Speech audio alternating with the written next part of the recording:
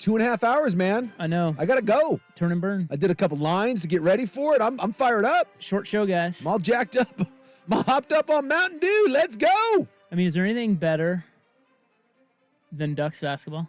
No. I mean, it is the freight train. I mean, Kansas football, Oregon basketball. I mean, take your pick. Kansas football laid a giant egg last week. I know it wasn't good. Well, I guess their backup got hurt. It was brutal. So then they had to go to the third string. I tell you what, I was watching that, and I got to tell you, they weren't doing anything with the backup quarterback. with the bean? Even before he got hurt. Texas Tech. It was a weird game. I know. Texas Tech was like, they're like 2-7. What are we doing? No. They're 5-5. Texas Tech? Yeah. I thought they were worse than that. Yeah, but they're not great. No. Not great. That was one of the locks. So, all that to say, Kansas football not even in the class of Duck basketball. Like, there's nothing like Duck basketball. And ladies and gentlemen, you get it. If you've been longing for it, right here, we have it. Yes. This afternoon at 5:30. So many people tell me, man, I like your show, but God, I need more Ducks basketball. I'm like, hey, Friday. Well, you ask, you shall receive. And here's the other thing. You guys want to know something else that's kick ass? Please. You get it again on Monday. Yes. You get it again on Monday. Yes. All the yeses. What can I say? Look, all we do is we're here for you. We give the people what they want. That's right. I came in prepared, wearing Duck gear, not for the Ducks game tomorrow against Arizona State, usually a trap game. No, but for the Ducks basketball matchup against who are they playing? I don't even know who they're playing tonight. Go Ducks. Yay, go Ducks. But I bet it's somebody. We've talked about it in the past with the late great Ryan Buckley. Cal Bakersfield. That's a good guess, actually. Cal Bakersfield. I'm going to go Sac State. Good. Did they play Montana the other night? They did play Montana. Okay. That is correct. That's why that came into my head. Yeah, I'm going Sac State. We'll see what. I'm going to go Bakersfield. I think both of you guys are close. Tennessee State is visiting. I was thinking tonight. I was thinking, something in California, but Tennessee State. Boy, that's a fun little trip for Tennessee State. Now, what about Monday's game? Well, if Tennessee... Do you want guesses first? Well, Tennessee State's coming into town. I'm going back with Bakersfield. You're taking Bakersfield? No, I'm going to stick on the East Coast somewhere. I am going to go... Iona. Well, that's not bad either, except I've actually heard of them. I am going to go with Alabama State. I mean, Suk said East Coast, so he probably wins it. It's the Florida A&M Rattlers. That's close. That's close. That's close. There you go. The Mighty Rattlers in their bright orange. So we're going to get like the neon green versus the neon orange. Let's do it. So here's how today's going to play out. Okay, guys. Joey Harrington's going to come on early because that's what he does. I mean, we have to talk to Joey. We have to. So today he's going to be at 4. It's an unusual time. Well, we don't have a choice. We don't really. When he is normally on, we have to give you Ducks versus Tennessee State. Correct. Yeah. I mean, sorry, Joe. You think Joey Harrington's more important than Tennessee State? The Travelers? No, they bump Joey. The Trojans. Tennessee State. The Moonshiners. They bump Joey. So Joey will be at 4. Maybe we're overlooking Arizona State. Maybe guilty of that. We'll find out. Yeah. He'll answer that question. We'll see.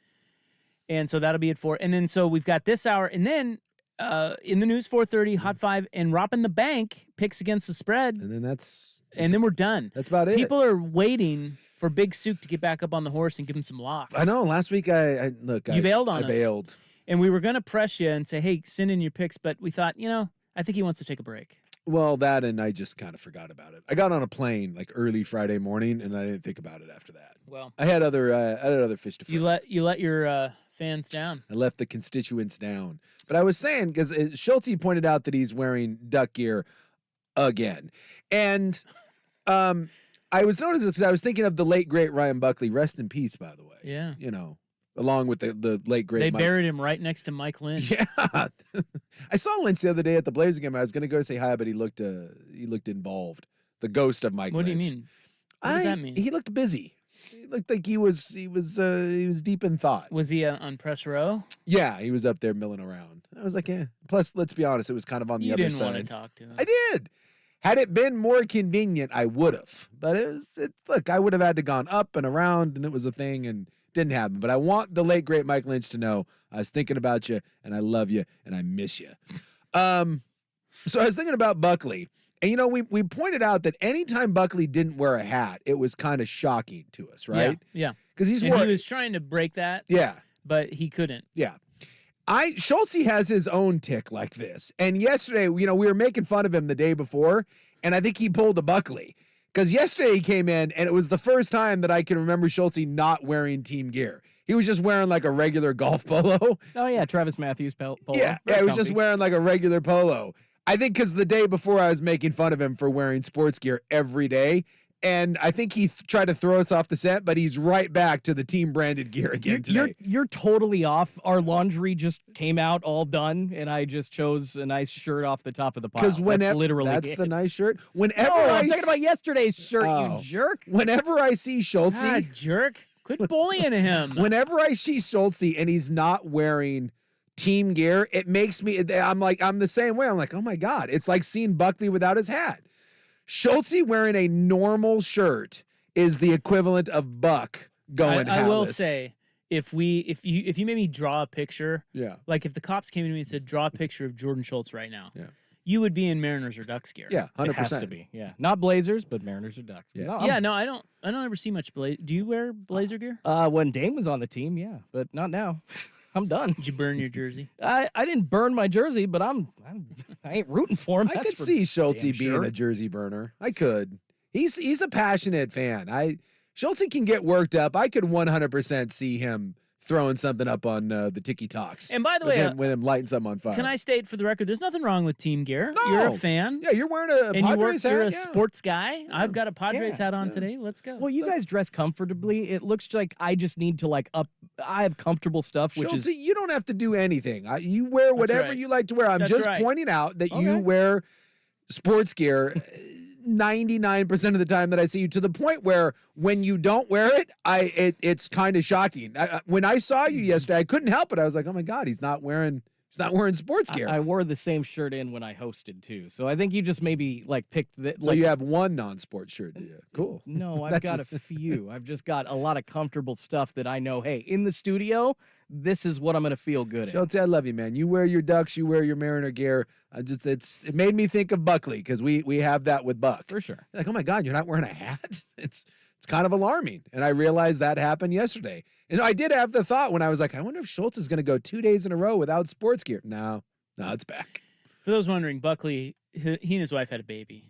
Or he's So- dead. I don't know. He's on paternity leave, but he's not. I mean, he's scheduled to come back, but we're not expecting we'll see that. Yeah. Here's our poll question. Let's get it in here before we got a pretty busy hour here. It is on at 1080 the fan on X. AAA Heating and Cooling is the sponsor. Family business helping families for over 60 years. AAA-IAQ.com. Okay, yesterday we asked you which college football head coaching gig is better than Oregon's. This was a little surprising. You said, I think you said Clemson. Yeah.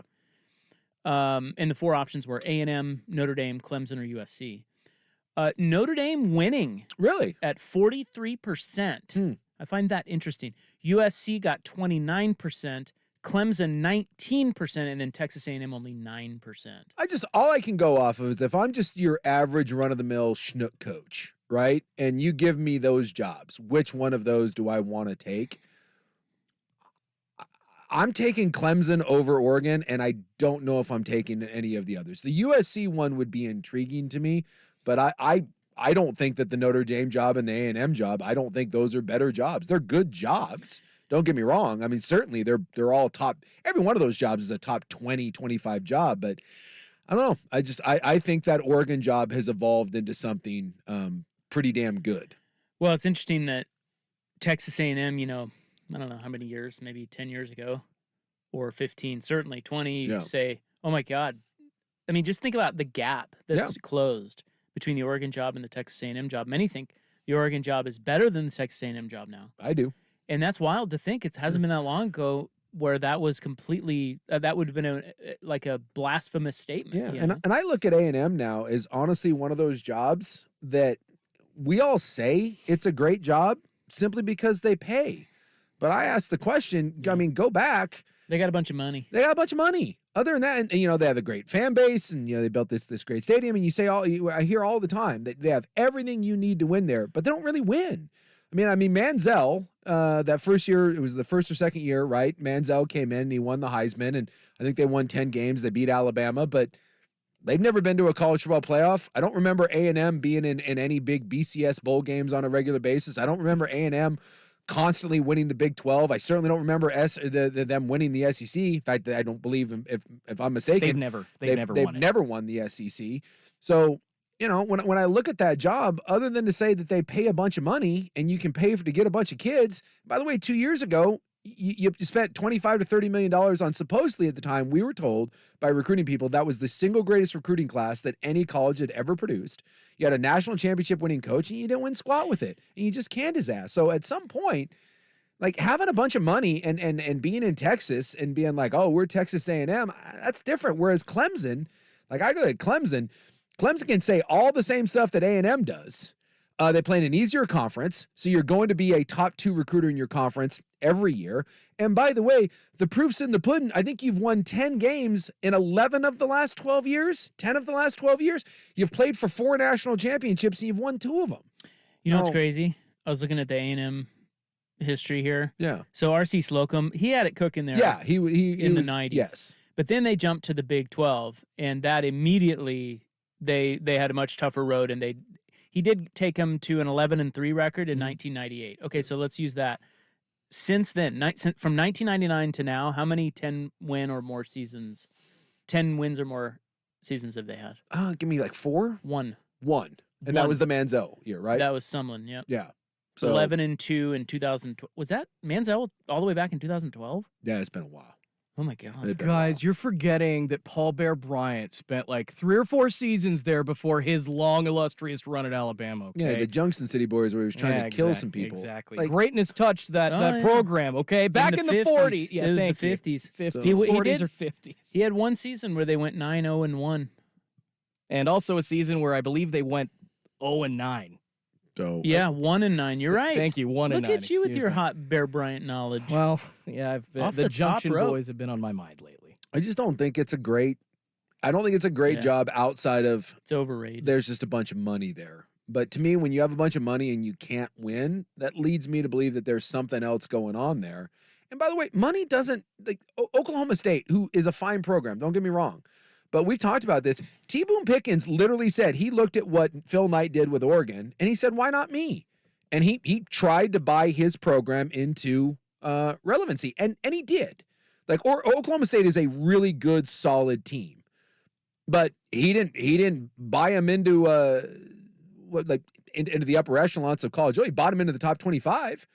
But it's not about just writing checks. You got to do more than that. So I always say this to people that criticize Oregon, and I get it. Like, if you're not a Duck, I totally get why that program is probably just a burr in your saddle and, new Duck fan, and it's like driving around with a $100,000 Mercedes with a Six Flag bumper sticker. I get why it's annoying, but I hate the argument of, well, Phil Knight. Yes, without Phil, this doesn't exist. It does not.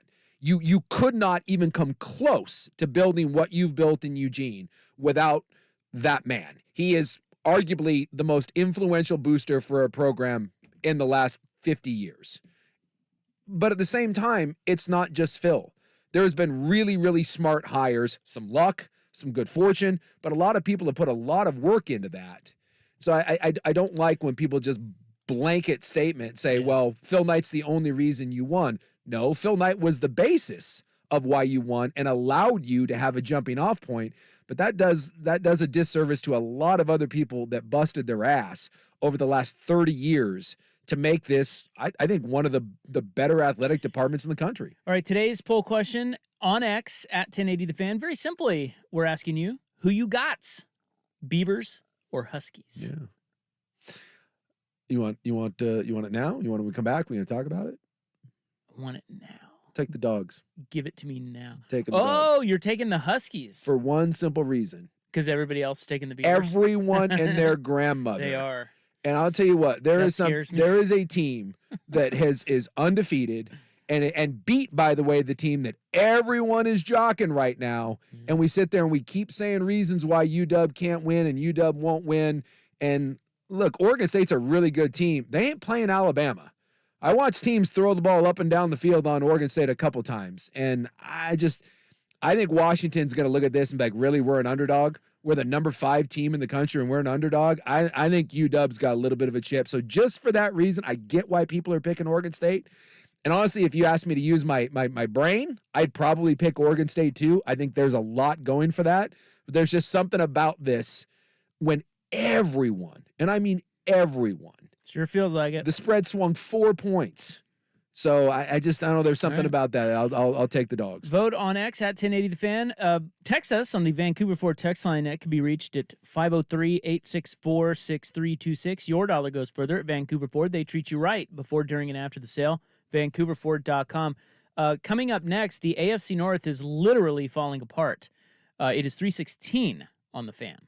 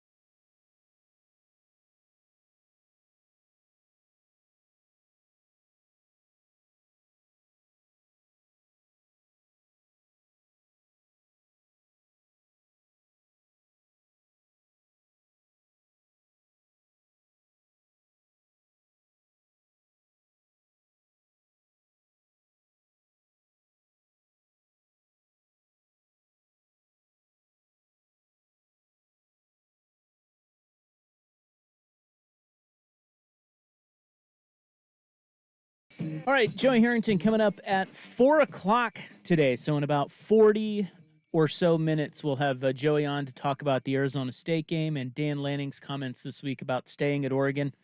So that is right around the corner. But let's get in some NFL. Us Bengals bettors are upset today. Yeah, there's looking into, was there some shenanigans going on with the injury report? Yeah, so Joe Burrow left last night's game, and once he did, Jake Browning, bless his little beating Boy, I'll heart. tell you what, Jake Browning looked exactly what you would think Jake Browning was going to look like. Yeah, he did. He just looked confused a lot. Well, the Ravens, to their credit, did confuse him. Sure. And they were throwing a lot at him. But you boy, you can always tell when a young quarterback is there. It's just it's so frustrating. it is. It's like when you see it. It's just like with an animal that's like putting like socks on a cat. It doesn't know what to do. It just kind of freezes and it can't really walk properly and it's frantically looking around. You're like, oh, young country mouse. There was no chance. Yeah. And then the defense played fine in the first half. Yeah. They just wore down. I think that was going to be a good game. Yeah. Were it not for the Burrow injury. You do wonder, like, why does a team like the Bengals have Jake Browning as their backup quarterback? Because there's no good backup quarterbacks in the league. Well, there's better than that, aren't there? I don't know. I mean, didn't we go through this with aren't the Jets seeing this exact thing? It's like, at least put some thought into your backup quarterback. I mean, the Rams just brought in Carson Wentz. There are guys out there. The Browns brought in Joe Flacco for a workout. There's competency available for the quarterback room. I agree. At least competency out there. I agree. I don't get it. And I mean, I get it financially. It's like, okay, look, we're not going to pay, it's just going to be some scrap heap guy. But they're not all created equal. Yeah. And some of these teams, I mean, like the Browns, they're going with DTR.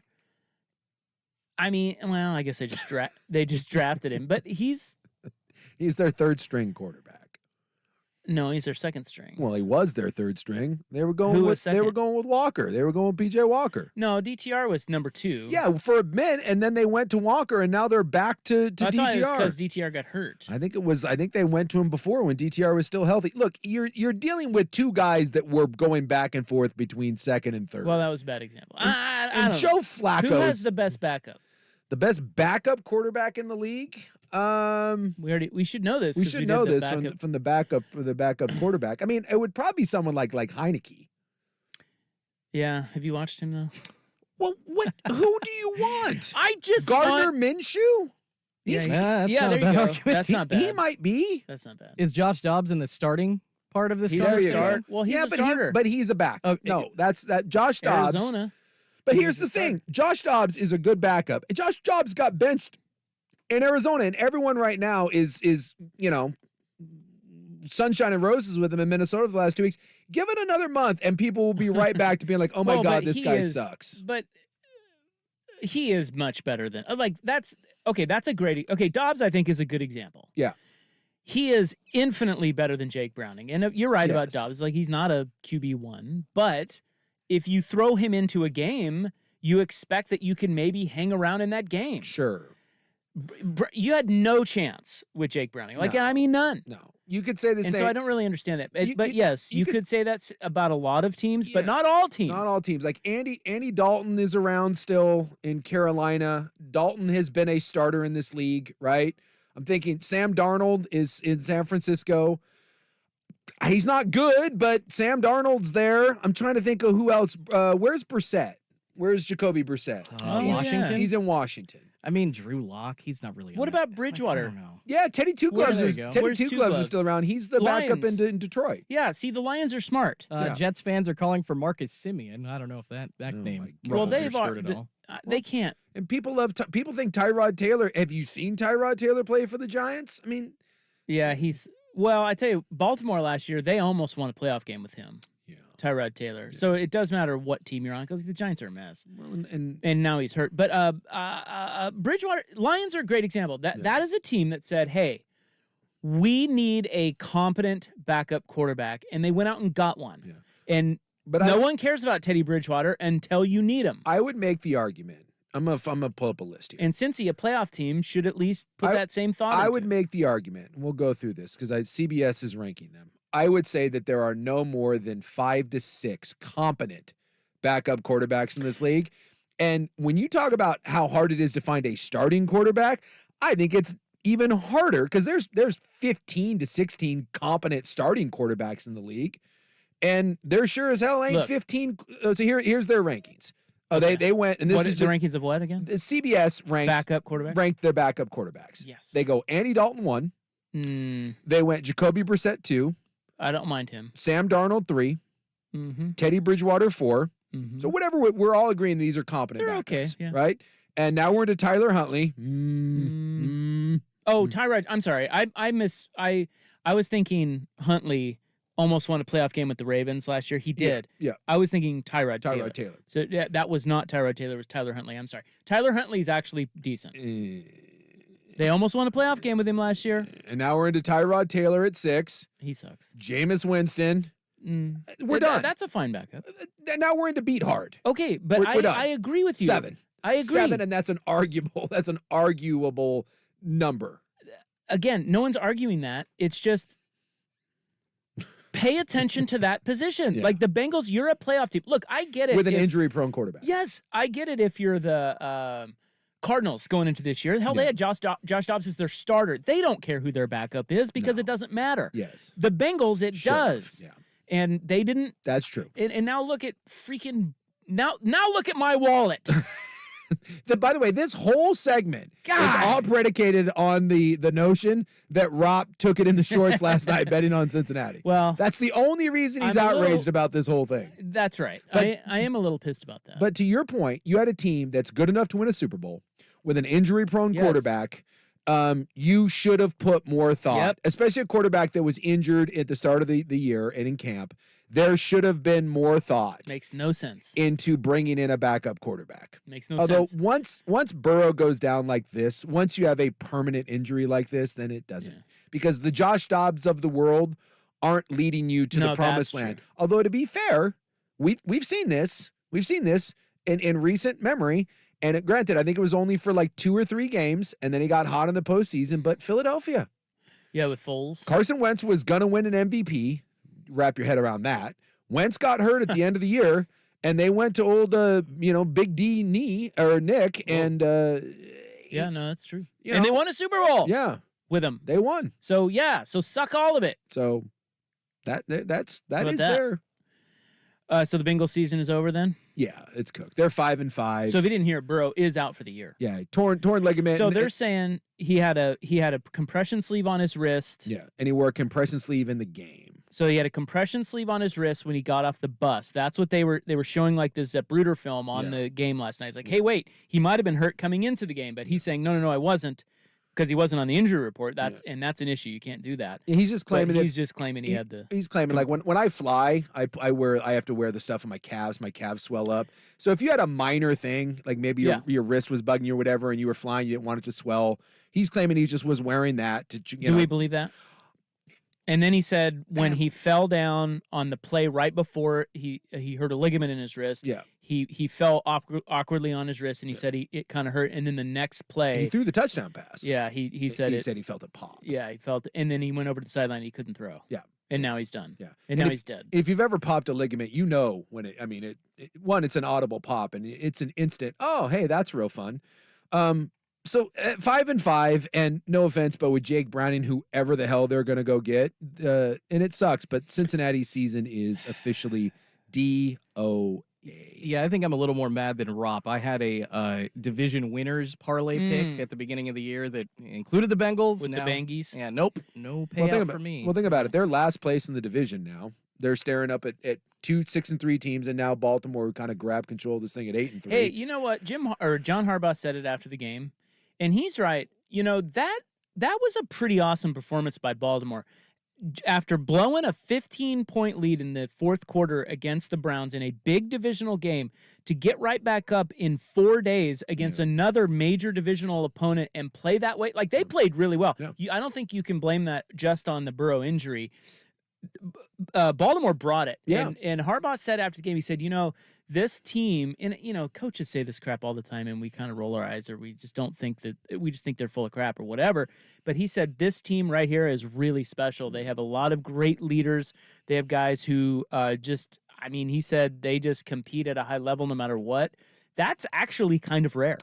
lost their best offensive player, though, for the Yeah. year. Mark Andrews is done. Yeah. Got a broken leg That's and a an huge ankle, one. So That's a huge one. that But the hurts. Ravens look damn good, Yes. man. Yeah. That that is a Super Bowl. They can win the Super Bowl. I thought a couple weeks ago that Cincinnati and Baltimore were going to be competing for maybe best team in football, but it's not Cincinnati anymore. And that Andrews one, keep an eye on that. That's a big one. That's a big The deal. red zone. Yeah, that is losing a Kelsey type player. Yeah. Mark Andrews is the most underrated weapon in the NFL. All right, there is hot NFL talk. Up next, back to college. Michigan is at it again. They have fired another coach, but it's not Jim Harbaugh. No. Here's Schulte with SportsCenter. This is a Football Friday edition of Primetime with Isaac and Suk. Brought to you by the Odyssey app. Now, from the Spirit Mountain Casino Sports Desk, a SportsCenter update on 1080 The Fan. This update brought to you by PG Long. Your new floors are in stock and ready to install at PG Long, your Northwest flooring experts. Online at pglongllc.com. First on the Fan, the Ducks and Beavers both seeking wins this weekend before their matchup next week. 6th-ranked Oregon taking on the Arizona State Sun Devils down in Tempe. The Ducks 24.5-point favorites in that one. Coverage gets going right here on the Fan at 7 a.m. Kickoff set for 1 p.m. on Fox. Number 11, Oregon State hosting undefeated number 5 Washington tomorrow. The Beavs 2-point favorites in that one. Kickoff set for 4:30 on ABC. In the NFL, some devastating news for the Bengals. Quarterback Joe Burrow officially out for the rest of the season with a torn ligament in his right wrist. He's most likely going to need surgery on that wrist. Team's going to stick with Jake Browning as the starter. And in the association, the Trailblazers back in action tonight after losing 5 straight, hosting the LA Lakers for an in-season tourney game. Portland 9.5-point underdogs tip off at 7 p.m. on Root Sports. More sports scores and stories in 30 minutes. I'm Schulte from the Spirit Mountain Casino Sports Desk. Watch and wager on every game at Spirit Mountain Casino with a sportsbook powered by BetMGM. Learn more at spiritmountain.com. The home of Primetime with Isaac and Suk. Weekdays 3 to 7, 1080 The Fan. If the last few years have taught us anything, it's that human connection means the world. By connecting with one another, we know we're not alone. By connecting, we feel what others feel. We breathe better, laugh easier, and feel healthier. At Regents, connection is at the heart of everything we do. It inspires our commitment to our communities and to you. Here, health isn't just a you thing, it's a we thing. Regents Blue Cross Blue Shield of Oregon. Together, we health. The Portland Winterhawks are proud to honor hometown heroes at tonight's home game. From veterans to firefighters, doctors, nurses, police officers,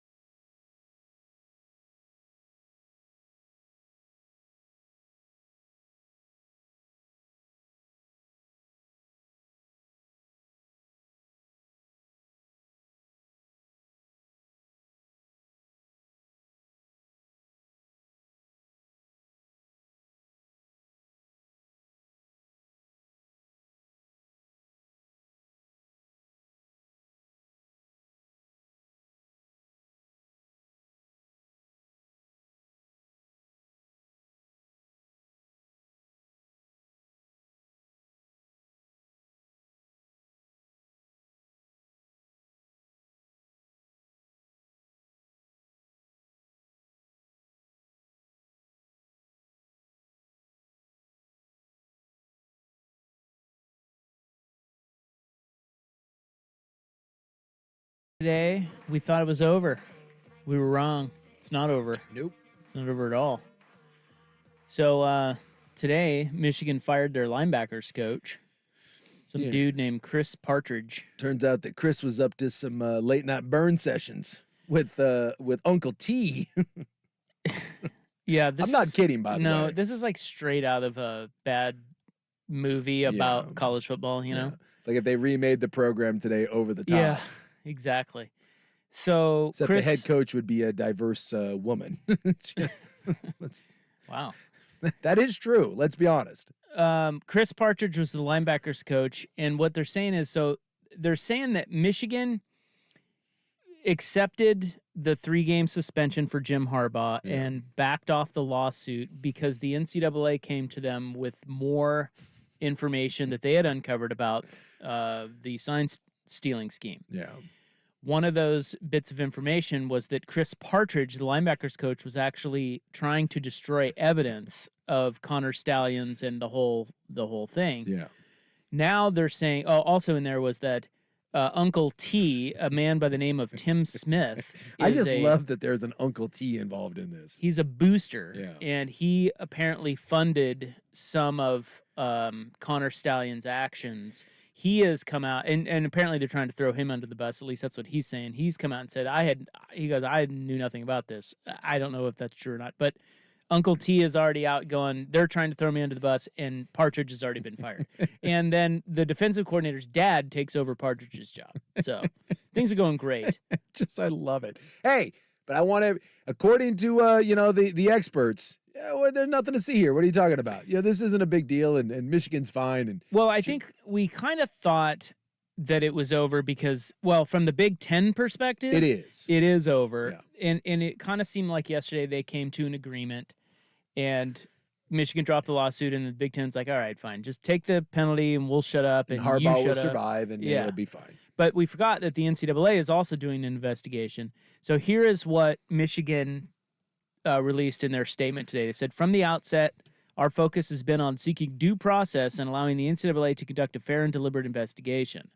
Although the Big Ten has closed its investigation, we are continuing to cooperate with the NCAA as it moves forward with its ongoing investigation.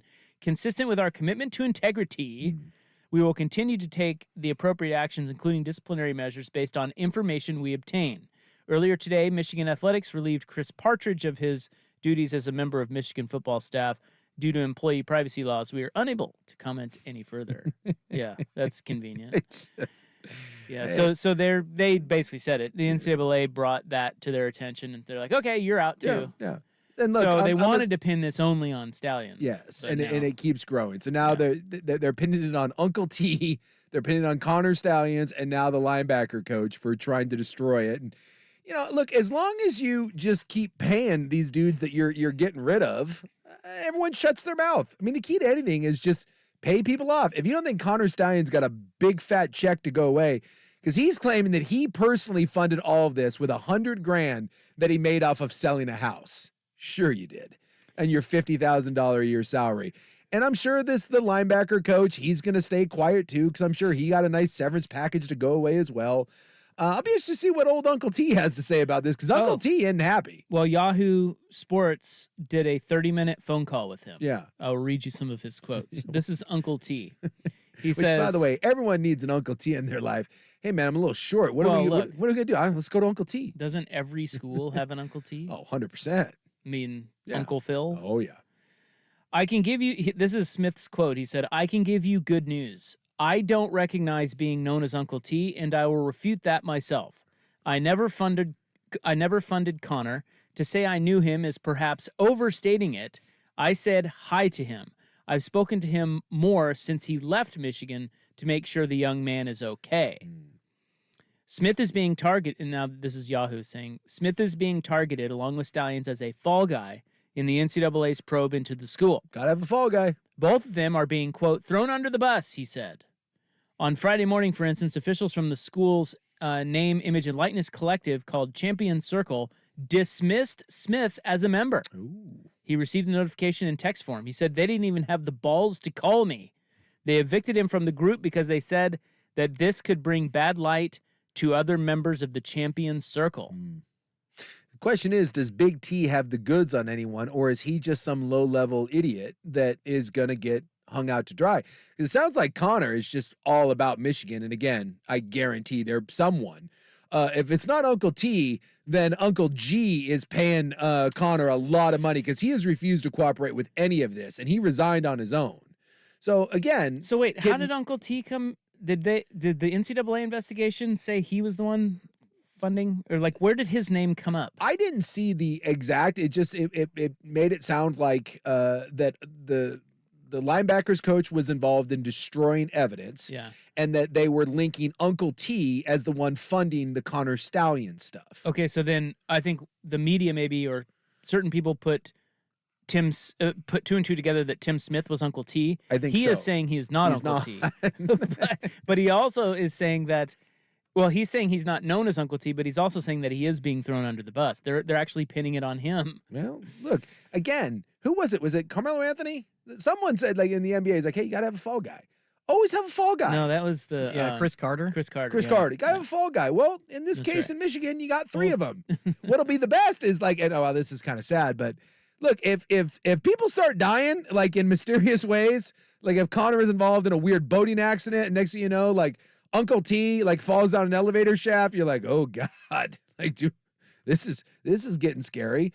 But you knew once Michigan agreed to go along with the Big Ten thing, you knew that this was all going to be about trying to place the blame elsewhere, keep everyone quiet, and just move on from this. And that's clearly what they're doing. But, you know, when the NCAA digs up more stuff, then you kind of keep having to tie up loose ends. Smith, Uncle T, has spoken to Stallions multiple times since he resigned from the university after news of the scheme emerged. Smith said the two are not close, and then he knew him as well as any other staff person in the program.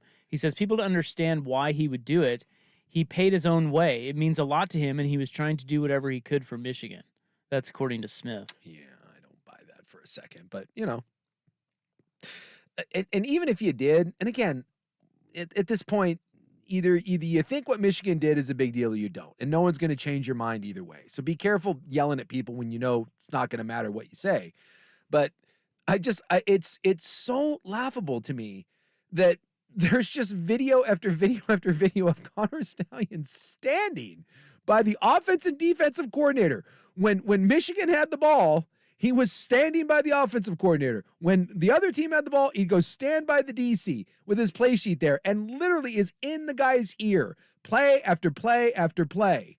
And we're supposed to believe that no one outside of Uncle T and the linebackers coach, the tight end coaches, by the way, of the defensive side of the ball, they're the only ones that knew about it. Jim Harbaugh never once was like, hey, man, how does that Connor guy figure all this stuff out? The offensive and defensive coordinators never once were like, hey, Connor, dude, this is great. Like, where are you getting all this stuff? No one once said anything. Not at all. I mean, come on. Like, you're insulting all of our intelligence. So again, whether you think it's a big deal or not, just the sheer audacity of the idea that no one knew about it other than these 3 idiots together. the tight end coach, Uncle T, who's not apparently even Uncle T. Yeah, I don't know. I don't know if Connor I buy. Stallions. I'm not sure I buy what Uncle T is selling. I think Uncle T's right in the middle of all this. Well, how And awesome. he's trying to distance himself from Stallions. We've got a guy named Connor Stallions who's selling vacuums off of his porch while funding his own way to like be on the sidelines dressed up as other teams' coaching staff. We got a guy named Uncle T. We got a linebackers coach now apparently destroying evidence in the middle of the night. I mean, it's amazing. It literally is amazing. It's like a Hardy Boys mystery. That's 50% stupid. All right. Carissa Thompson issues a statement. We'll get to that next on The Fan. Oregon Ducks football is on the Fan.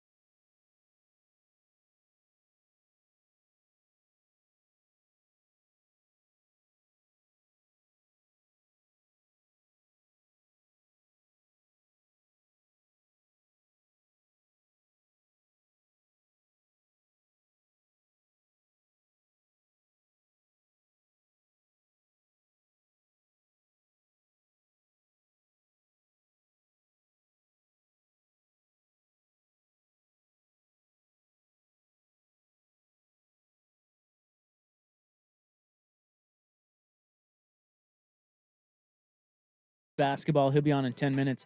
Carissa Thompson, we played that audio of her yesterday on a podcast. Where she stepped in a hornet's nest.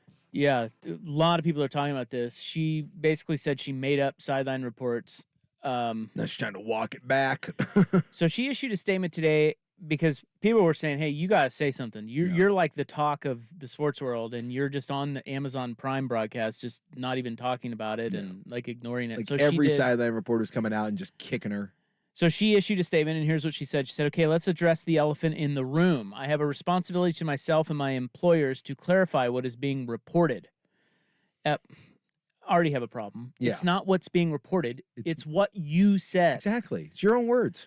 When on a podcast this week, I said I would make up reports early in my career when I worked as a sideline reporter before I transitioned to my current host role.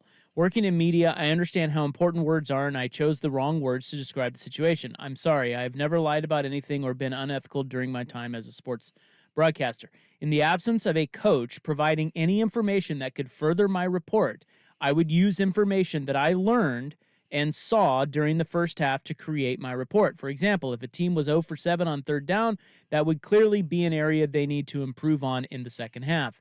In these instances, I never attributed anything I said to a player or a coach. I have nothing but respect for sideline reporters and for the tireless work that they put in behind the scenes and on the field.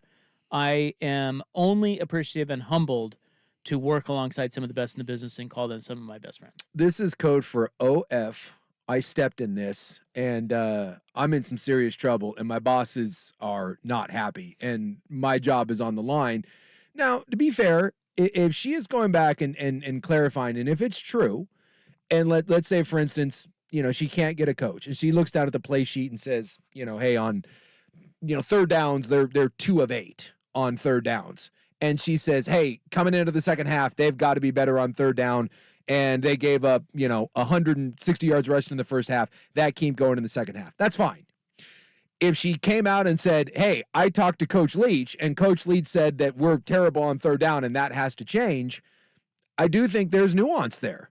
I do not think as a sideline reporter you can say, or any reporter, or any host, anyone, if you say, and you are in the sports journalist world, and even us to an extent are in the journalist world, even though we're not journalists, if I come on this airwaves and say, hey, I talked to Dan Lanning before I came on the air, and Coach Lanning said XYZ, even if it is the most generic thing on the planet, regards to Arizona State, I absolutely should be raked over the coals if what I said is an absolute lie and that I never talked to Dan Lanning. But the thing is we won't, like, no one will check. How do we? I don't know. So she could easily just say this, yes, to clear it all up, yeah, but we have no way of knowing if that's right. I don't know. Because she could have easily said, oh, I just talked to Bill Belichick. Like, I think she's full of crap. I do too. I honestly think this is a she's just trying to cover her own ass. She went on the podcast and said too much. Yeah. She spilled the beans that she's lied about it, and now she's trying to say, well, it was actually more like this.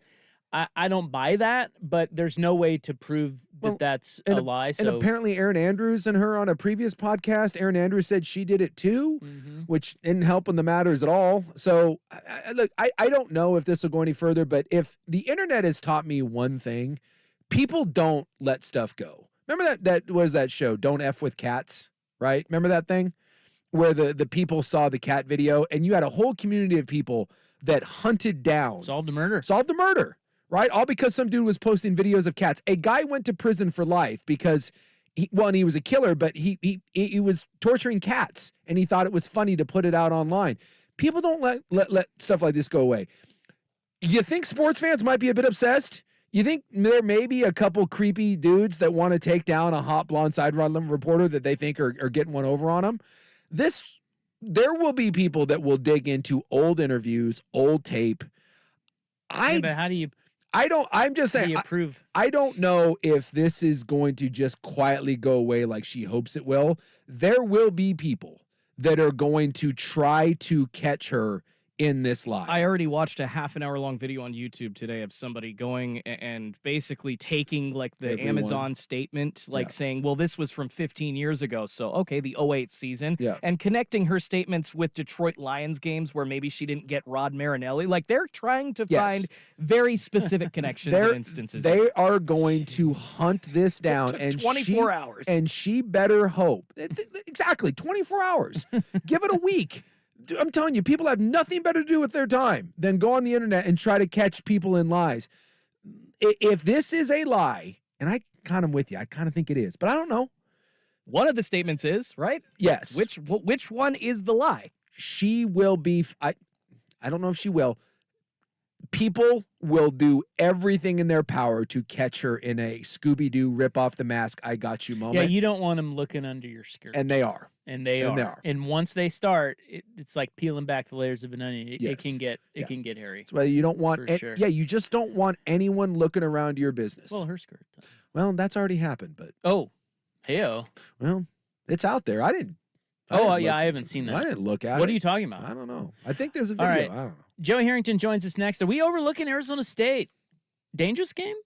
3:57 on the Fan.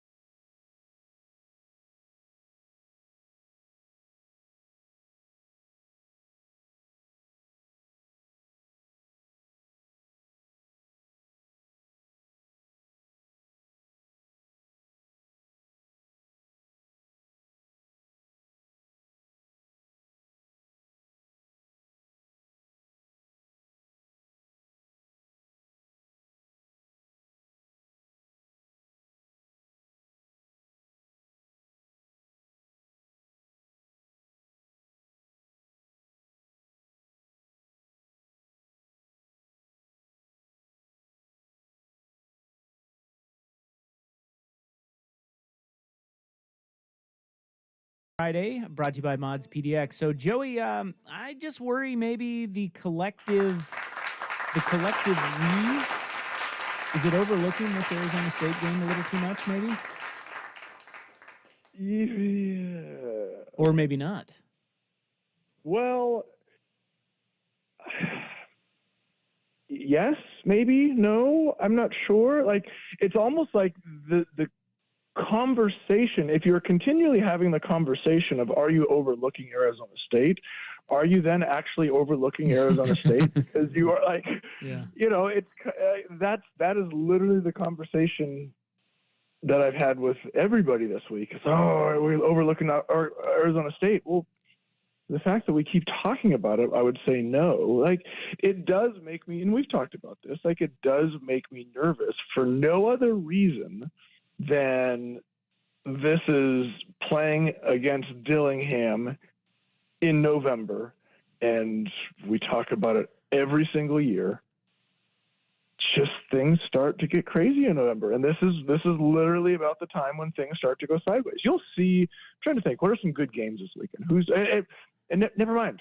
It doesn't even have to be the good games. Like, this is the time of year when like a 3-5 team comes up and knocks somebody off. Like, well, it's like these types of games. Yeah, because there's not a lot of big games outside of UW and Oregon State. Yeah, it's like a 3-touchdown spread, but nobody. Yeah, I mean, it's these. I don't know. Part of me is a little worried. Paper, what? Yeah, but on paper, yeah, you get rid of the turnovers, and this shouldn't even be close. Right.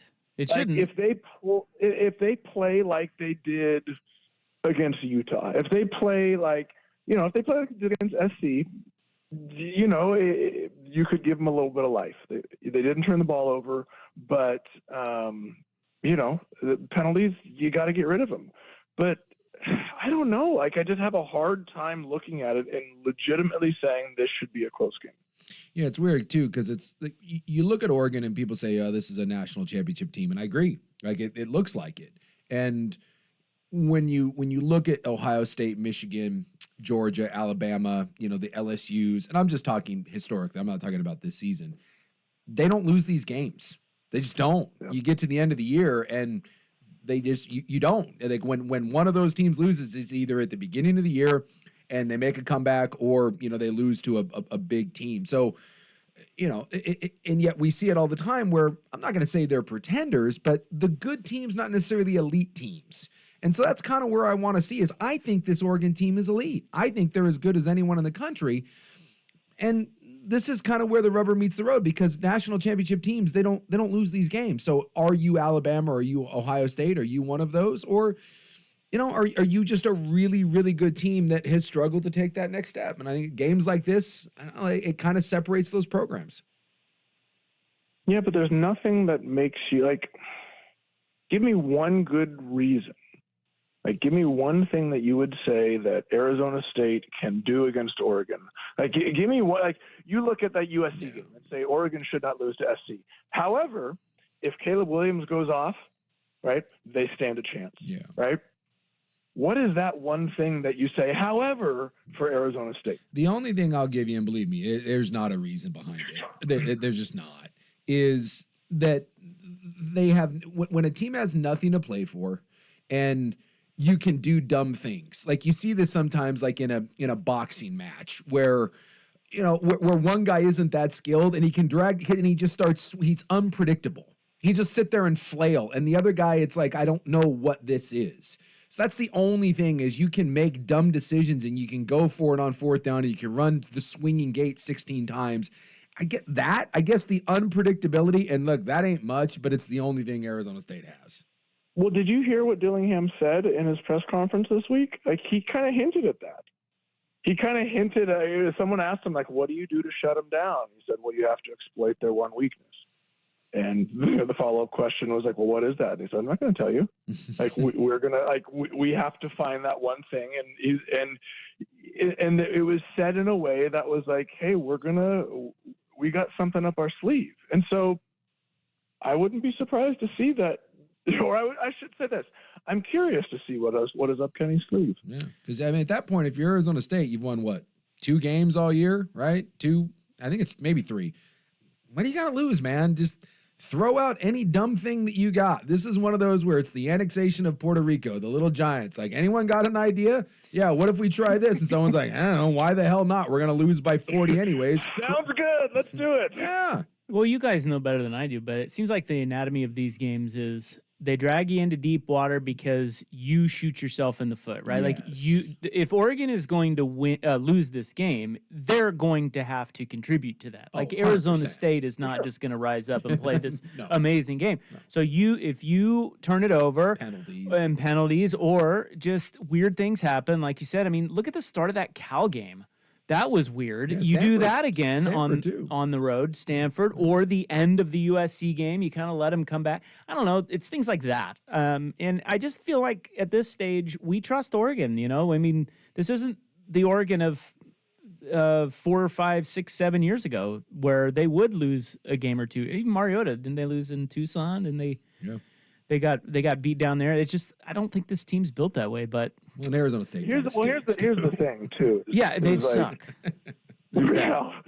But see, to me, there's a difference between what Oregon has been doing, which is, start of the year penalties, and now, the last week or two penalties, and turning the ball over, right? Arizona State, I guess Washington squeaked one out against Arizona State 15-7.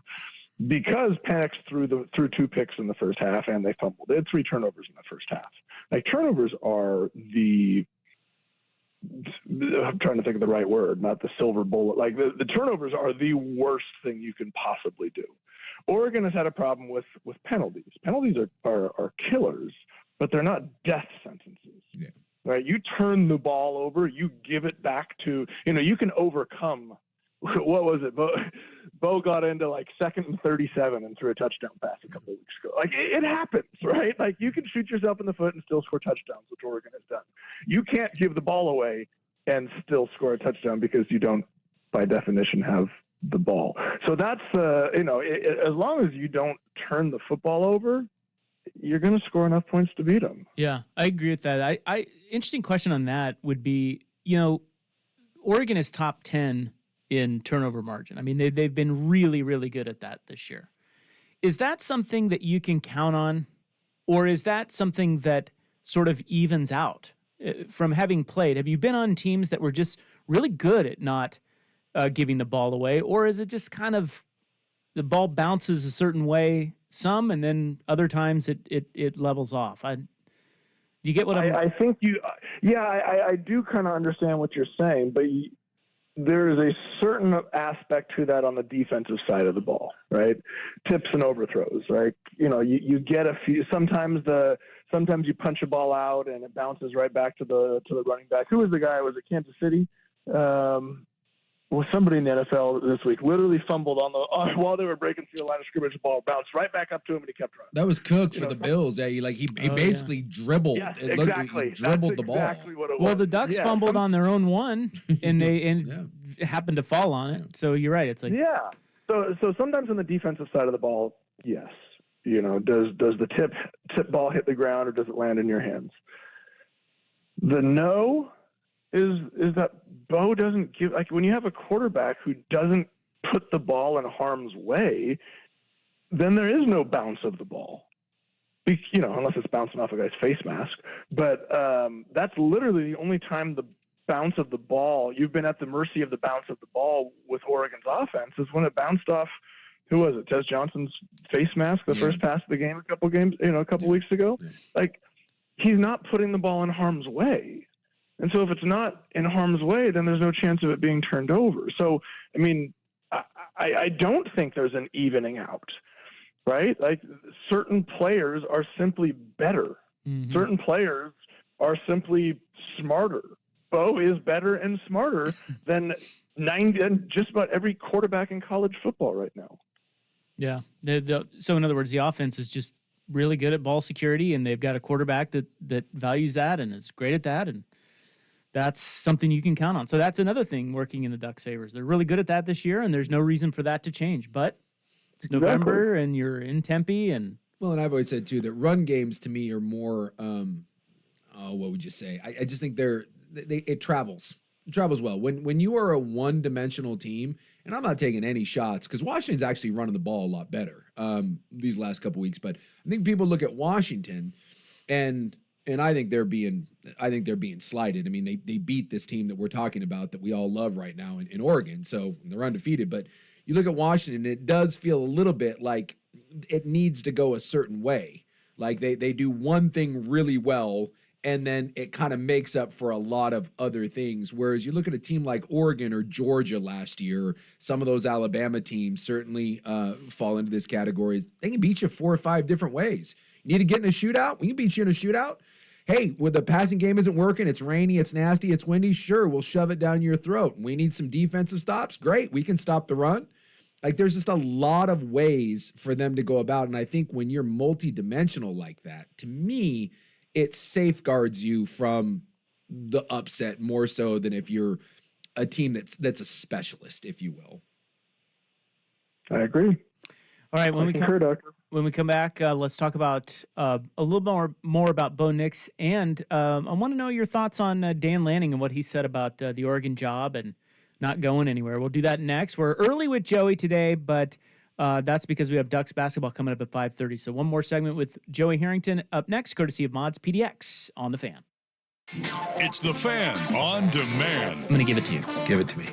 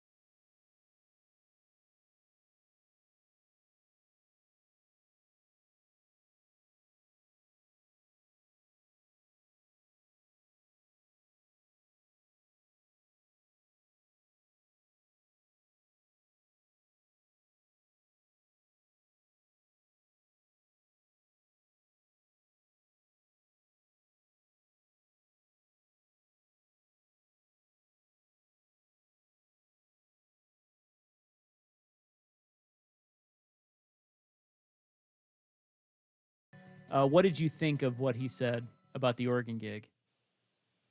It was literally perfect. I mean, there's no.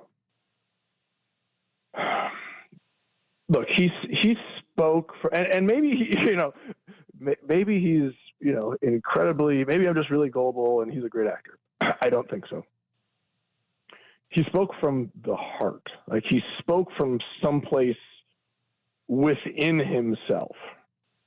You saw Mario's response, you saw Willie Taggart's response, which was deflect. Why would I, oh gosh, you're trying to get rid of me.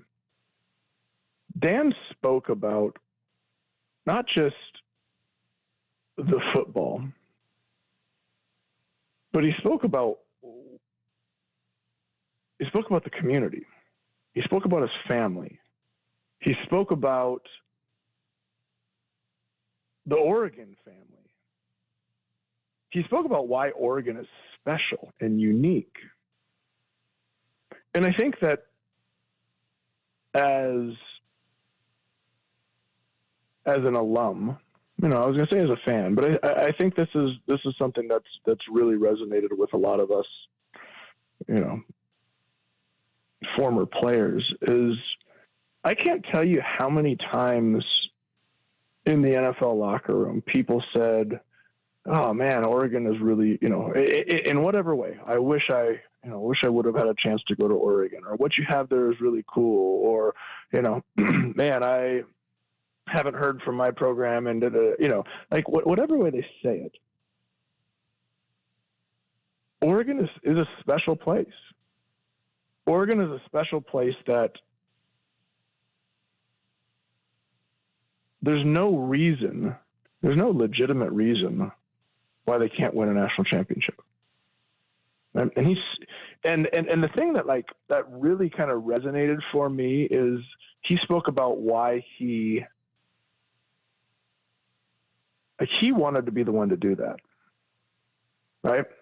Mm-hmm. His response for our last couple experiences, Oregon has been a stop on the way to the dream job. This is the dream job for him. Like this, he said it. He said, I have everything I need here. And to think that there's something else out there that's going to be better than this, there's a perspective. Why I love Coach Lanning so much is from the moment I met him, there's a perspective. It's not a singular chase. It's not a what can I do personally to get my career taken care of. It's what can I do to help build, to be a part of, to lead, to inspire. Every time I hear him speak about this topic, or anytime I hear him speak about the team or the program, it just reinstills in me how fantastic this guy is. He gets it. Mm-hmm. He gets it, and it was. I don't know that I've actually seen a coach, and am I paying that much attention to every coach's response? No, but I don't know that I've seen a response like his to the question of leaving and for another school. Yeah. I remember there's always a caveat. There's always something that leaves you thinking but he didn't really say no. Mm-hmm. Not only did he say no, but he told you why. Right. And it came from and it was real. It was genuine. And it was deep, and it was emotional, and it was genuine. Yeah, I remember when you look at what DeBoer said, and I'm not trying to throw any shade at DeBoer up at Washington, but we played both side by side, and it's different. I mean, it is. And I remember when this, after Cristobal left, you were talking about an Oregon guy. You wanted it because you thought this place was special, and some people thought that was kind of hokey or cheesy, and got a little blowback on that. And yet, I think you brought in someone from the outside, and he admitted it. We asked him. He said, "I don't think I truly appreciated this place until I got here," and I don't think it's smoke when I listen to him talk like that. And I think he has, even though he wasn't from here, he didn't know much about it. I do think that he has become an Oregon guy. I do, and I think he kind of has. I think he's kind of taken on that mantra. And you're right. I don't think you've heard that from Taggart, and I don't think you heard that from Cristobal.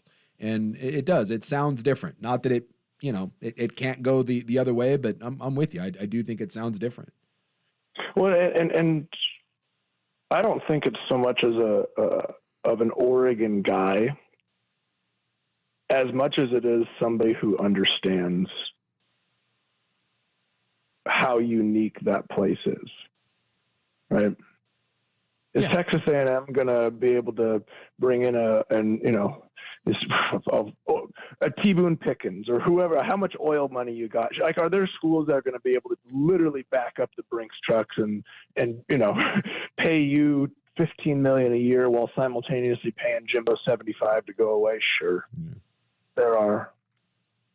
But what exists in Eugene? What exists in that program? What exists with that? Like, it's just different and it's special. And I think when we were talking about an Oregon guy, we wanted somebody who was going to buy in, who was going to say, I want to be here. I want to take this program over the top and I want to be part of it, as opposed to using it to get me or myself somewhere else. And that's what's been so cool is like you said, Dan has become, if you want to call it an Oregon guy, but more the way I would describe it is he's part of the family, right? And that's what you want from your head coach, is someone who buys in and can and you follow him because you trust him and you believe him and he's bought in. So I saw $45,000 raised by the Bourbon Barrel Benefit. That's great. Yeah. For the Harrington family. What Foundation. is not great is you didn't win. I know. No, I saw that. No, I got the email and you just told me I suck and I'm lost. still looking for my name on that email, but it's not on there. Can't find it. Yeah. I passed off the goods this week, and funny enough, the guy was from Detroit.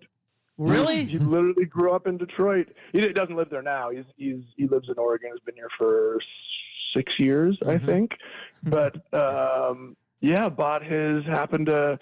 How about this though? He actually enjoys. He's bought his ticket through the Multnomah Whiskey Library, who helped us kind of promote it. Last year, Asuk, your buddy, won it, and he didn't even like bourbon. No, he just did it he was just looking to support a good cause. Yeah, well, this guy actually likes bourbon, so we can rest assured knowing that it's actually going to be appreciated. How about that? There you go. That's 110 G's in 2 years. Am I right?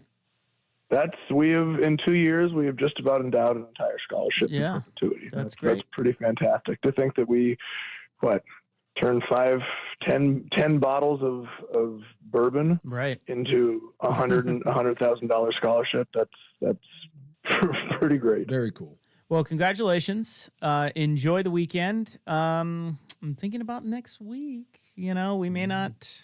I don't know. Maybe a little turkey time. Yeah. When is the game next week? Well, Friday. Is it Friday? Yeah. God, it is Friday, isn't it? Yeah.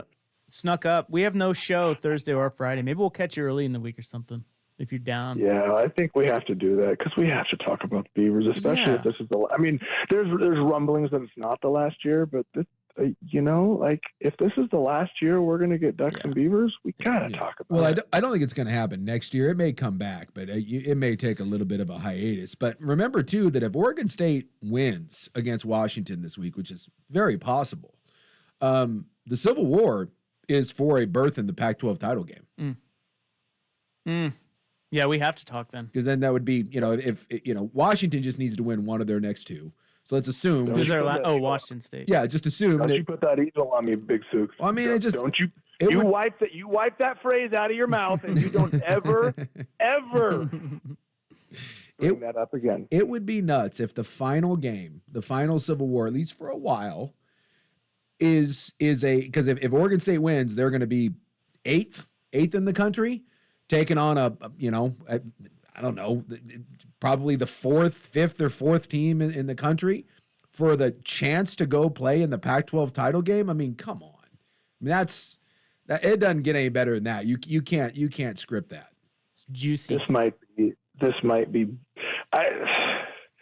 be bigger than the 2000 game. I don't know. It might be, depending on what happens. There's the debate next week, right there. We got to see what happens. Oregon State's got to take care of business and beat the Dogs. Yeah. All right. Do we want them to win though? Yeah. I'm going back and forth. Do we want if we are rooting for Oregon, and I know you guys are neutral in this, but if we're rooting for Oregon to get into the college football playoff, do we want Oregon State to beat Washington? Yes. I root for the Beavs. I root for the Beavs, especially this year. Yeah. I want to see them. That wasn't the question. What was the question? Are we rooting? The question was if we want them to get into the college football playoff, does a win against number 4 Washington and number 15 Oregon State, is that better than a win against number 7 Oregon State and number 8 Washington? I don't know. Oh, yeah. I didn't even think about it that way. I guess I'm of the belief that if Oregon or Washington is a one-loss Pac-12 conference champ, they're in. I just am of that. I am of that belief. Yeah. Because if you'll just the resume, I think, will be good enough. But yeah, from your standpoint, the one you're talking about, then yeah, you probably want Washington to win and you want the revenge game because that I can beat see an undefeated. Yeah, but I don't know. You would potentially beat 2 top 10 teams in back-to-back weeks. Either way, I don't know. But we got to get there first. That's right. All right. Take care of business in Tempe. We'll talk to you next week. Thank you.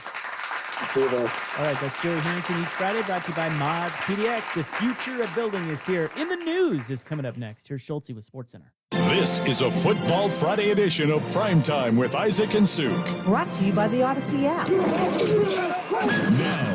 Now, from the Spirit Mountain Casino Sports Desk, a SportsCenter update on 1080 The Fan.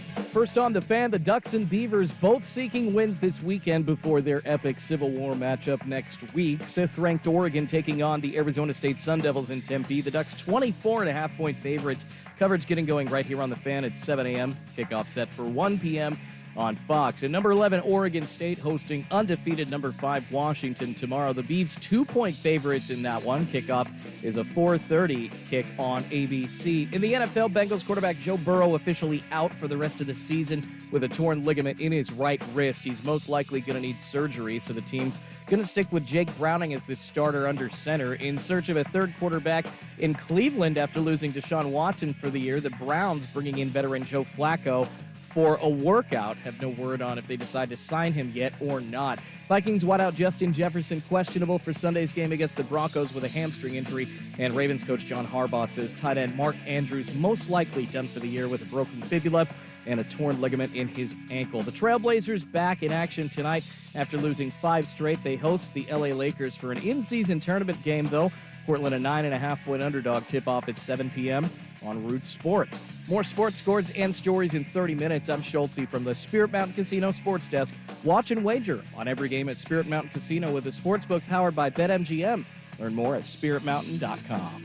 Every day, get the NFL headlines delivered straight to you. Follow the Best Football Show with Brian Baldinger on the free Odyssey app or wherever you get your podcasts. When people have a craving to explore new and traditional Asian cuisines, they head to P.F. Chang's, where scratch-made dishes come from the 2,000-year-old tradition of wok cooking. P.F. Chang's wanted to explore new possibilities for their website. They turned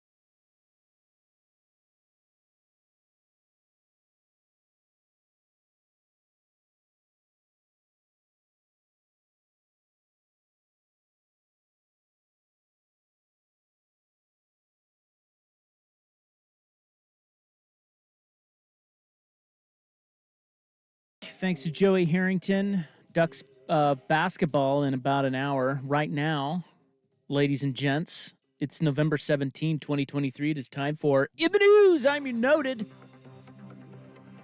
and handsome newsman. Thank you. You're making me uncomfortable.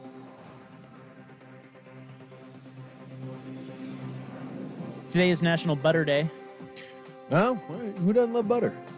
Can't believe it's not butter. Oh, wait. No, that's not butter. Sorry. Yeah, you shouldn't eat that stuff. Just eat butter. I've been eating fake butter. Have you? Yeah. That's not good. Like margarine? No, like organic, it's basically soy. Soy boy. Yeah, it's soy. Yeah. Oh But you know what? It's actually not that bad. Why don't you like real butter? Well, because it just sucks. Oh. You mean it sucks for you? Because it tastes amazing. Actually, real butter is actually not bad for you. Too much.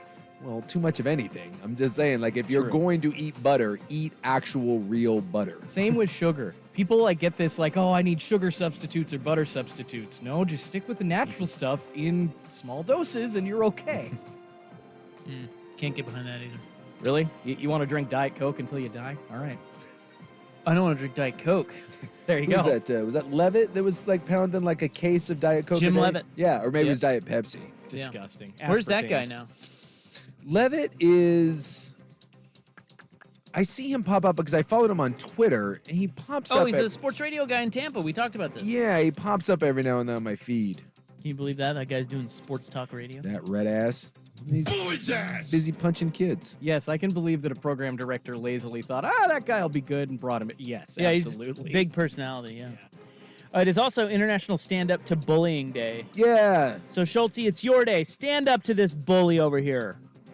I don't know what to say. I don't stand up to him. Damn it, Sook! What are you doing to me every day? What do I say? I'm bullying you. I don't. Stop it. No. See, that's what bullies do. There you go. So I gotta go key his car or something, because usually just shoot him. You just skipped a whole bevy of steps there. That does seem like a whole bevy of steps. Although if you keyed my car, I recommend probably shooting me at that point. I understand. Bully. Damn it. The woman charged in the PDX shooting has admitted to opening fire inside the airport. Yeah, I saw that she was like, yeah, I did it. Yeah. I don't know why I gave her an accent there, but apparently I did. Well, because she's from Kennewick. That makes sense. The long view of up north. So, this is really a weird one. I know. So, I've yet to find a reason why she did it, other than she said she's crazy. So that's the first thing. That helps. Her name is Laura Patterson. She is in custody. She said, so she faces multiple charges, including 4 counts of attempted murder. Now, remember, she went into PDX, came out of a bathroom, she had a gun, and she fires 4 shots up into the ceiling. That's it. That's it. And then she gets arrested, and it's over. Yeah, arrested without incident. She didn't shoot at anyone, but... Apparently, she had bags, so they were saying she was maybe going to take a flight, but no, she didn't have a ticket. Yeah, she didn't have a ticket, but she had bags packed and everything. So, she was near the pre-security area, so she was not through security. She did not get a gun through security. She just walked in the front there. She was by the D&E concourse checkpoint. She fired shots into the air from a handgun. Court documents outline what prosecutors say happened. Officers said that when they asked her why she had fired shots, she replied because she wanted to. Mm-hmm. She also said that she was aiming for the ceiling. And they said after 2 shots were fired, a witness saw Patterson behind a pillar holding a handgun, then put it on the floor and asked, "Is anybody going to do anything?" According to court documents, the witness said he heard another person ask Patterson why she was firing the gun, and she said because she was crazy. Well, I mean, we always I ask for honesty all the time, and, that does appear to be honest, just with the old, I'm crazy. She was asked by an operations supervisor if the gun was hers. Yep, I did it. Yeah. A bullet hole was reported in a window of the airport's roof, according to court documents. The recovered .380 caliber handgun had 1 round in the chamber and 1 round in the magazine. Officers also found 2 spent shell casings. Yeah, I mean, it sounds like she is indeed just crazy. There's no reason to do this. Well, the officers spoke to her, and they said that she said she came to the airport to shoot her gun, but not hurt anyone. You belong in a padded room. Thank you. walk away. Good thing she got a gun, though. According to the court documents, she drove from her home in Kennewick, Washington, because she wanted to kill family members in Houston, Texas. She also stated that she did not intend to fly out of state, but thought about killing her second cousin, local to the area, adding that she harbored these thoughts for at least 2 years. She specifically referenced her mother, sister, and aunt. So she drove from Kennewick to Portland. None of this makes sense. Wouldn't she drive to SeaTac's a lot closer than that? I don't know. Hot take, it just sounds like she's having a mental episode and she's got half thoughts and they're like a completed plan then starts with another completed plan. But good thing she was able to get a gun so easily. Cool. Then she said she shot the gun at the airport to not go kill her family and that she did not think anyone was ever going to stop her.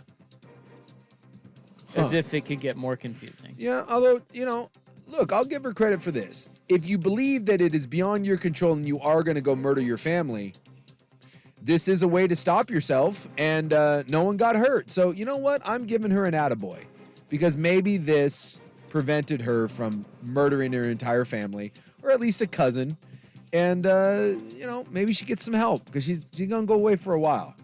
Maybe she gets some help. When they searched her bags, they found 2 boxes with 100 rounds of ammunition and expired driver's licenses belonging to her. Boy, we are really lucky that this didn't end a lot worse. See, I don't know what's going to happen to her. They're saying that, Well, she's going to claim, cuckoo. Well, yeah. Tricks are for kids, cuckoo for Cocoa Puffs, all that stuff. So, But they're already saying it's not attempted murder because the shots were fired into the air. Yeah. My guess is she gets put in a room for a while. She's going to get some psychiatric help. I would assume the airport is federally regulated. I would imagine that of all the places you could fire a gun, even if it's at no one, I'm going to say banks, I'm going to go airports, and like government offices are probably about the three, well, the police, but then you're going to get shot. And not die, I'm going to go government building, banks and airports. Probably the trifecta there of places that you can't do that. I would hope that's like a 25-year minimum. Hope something like that. She gonna be there for a while. Won't someone think of the cellist and the fiddler? Oh. Well, I'm sure someone does. I like a good fiddling. 2 world-celebrated musicians, fiddler Alistair Frazier and cellist Natalie Haas, got a devastating dose of the dark side of Portland this week. Uh-oh.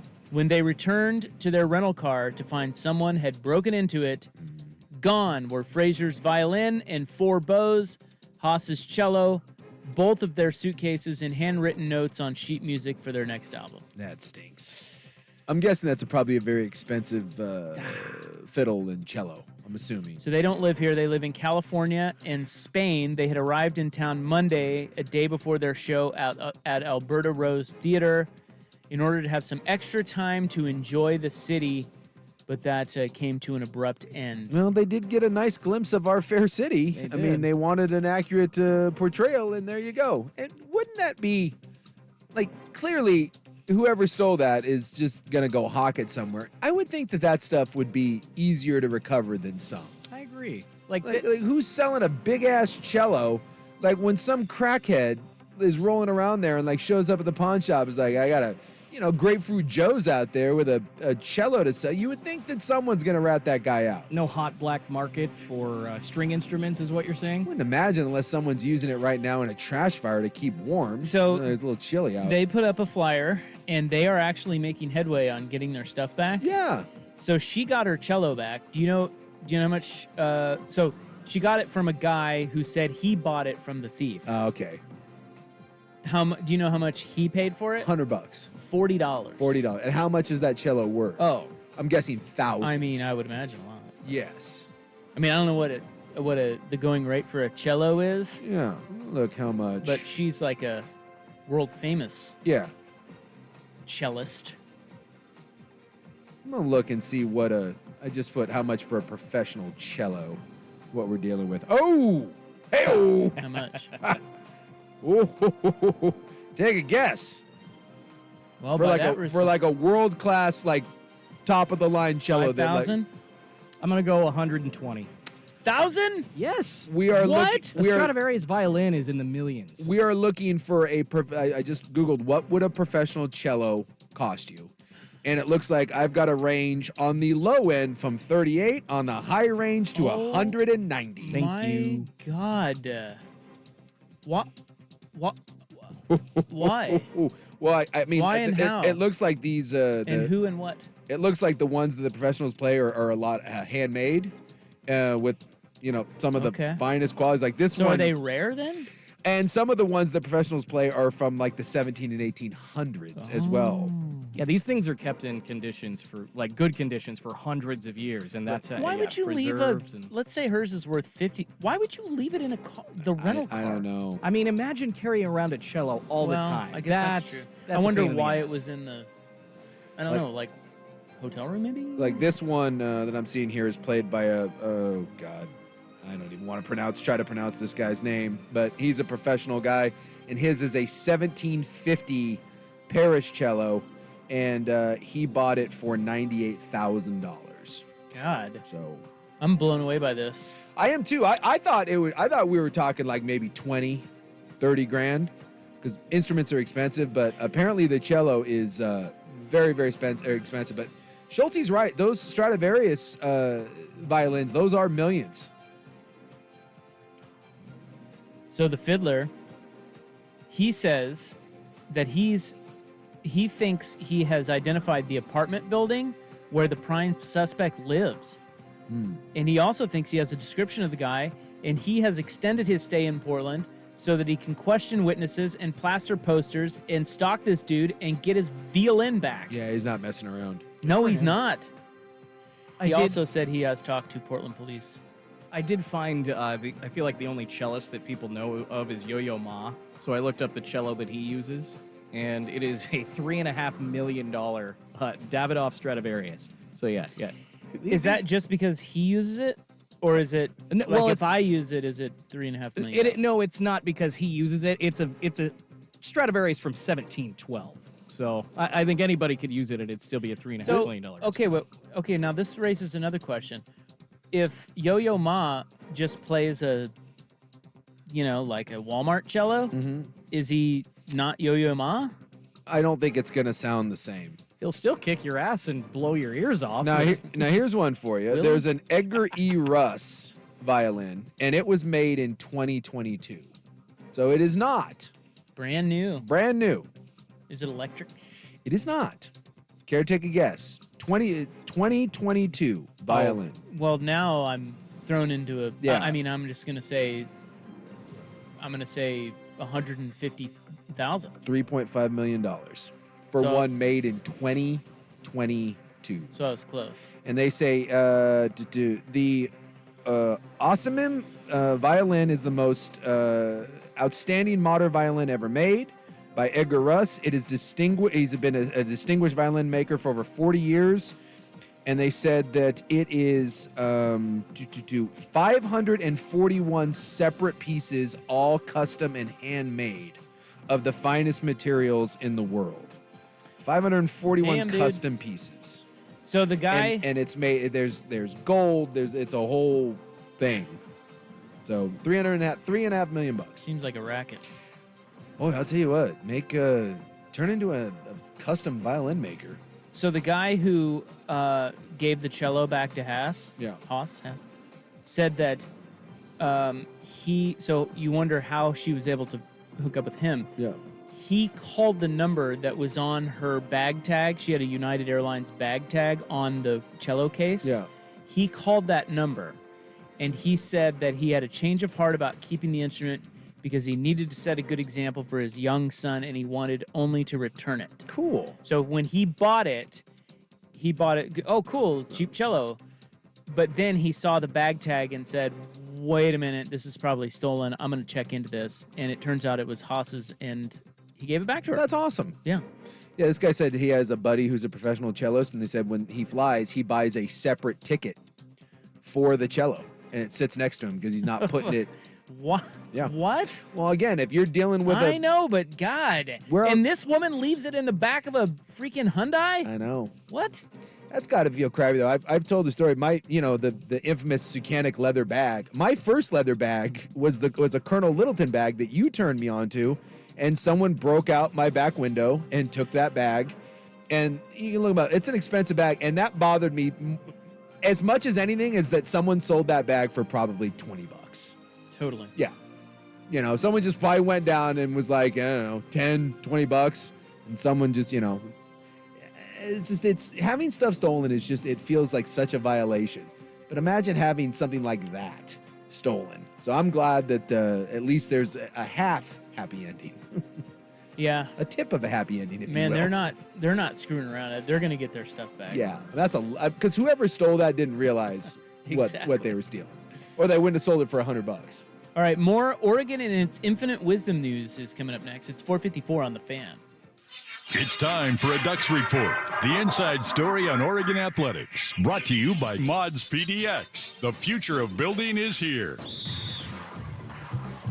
Here's what I know. Oregon can be the best football program in the nation, the best job in the nation. And what we have to do is keep pointing to that to create success. And if there's other places where there's uncertainty, then the great players that exist in those places need to consider Oregon, because there's not any uncertainty here about what we're about to do. Look at that, just making a recruiting pitch right here on our airwaves. That's Dan Lanning on our show yesterday. Well, if there's one thing that guy loves to do, or at least he's good at it, he recruits. I just like that there was no messing around and there was no vagueness in his answer to, is he looking to go somewhere else? Put all that stuff to rest. Mods PDX, the future of building is here. Down goes Danny. No Danny Meringue. Officially, let's label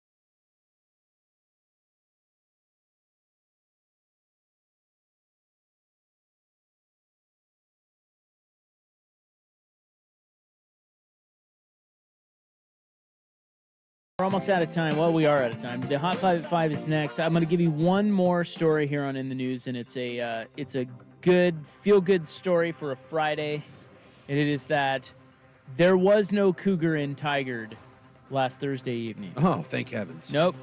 Well, there probably were a bunch of cougars in Tigard last Thursday evening, but not the animal cougar. Was it just like a fat house cat or something? Yes.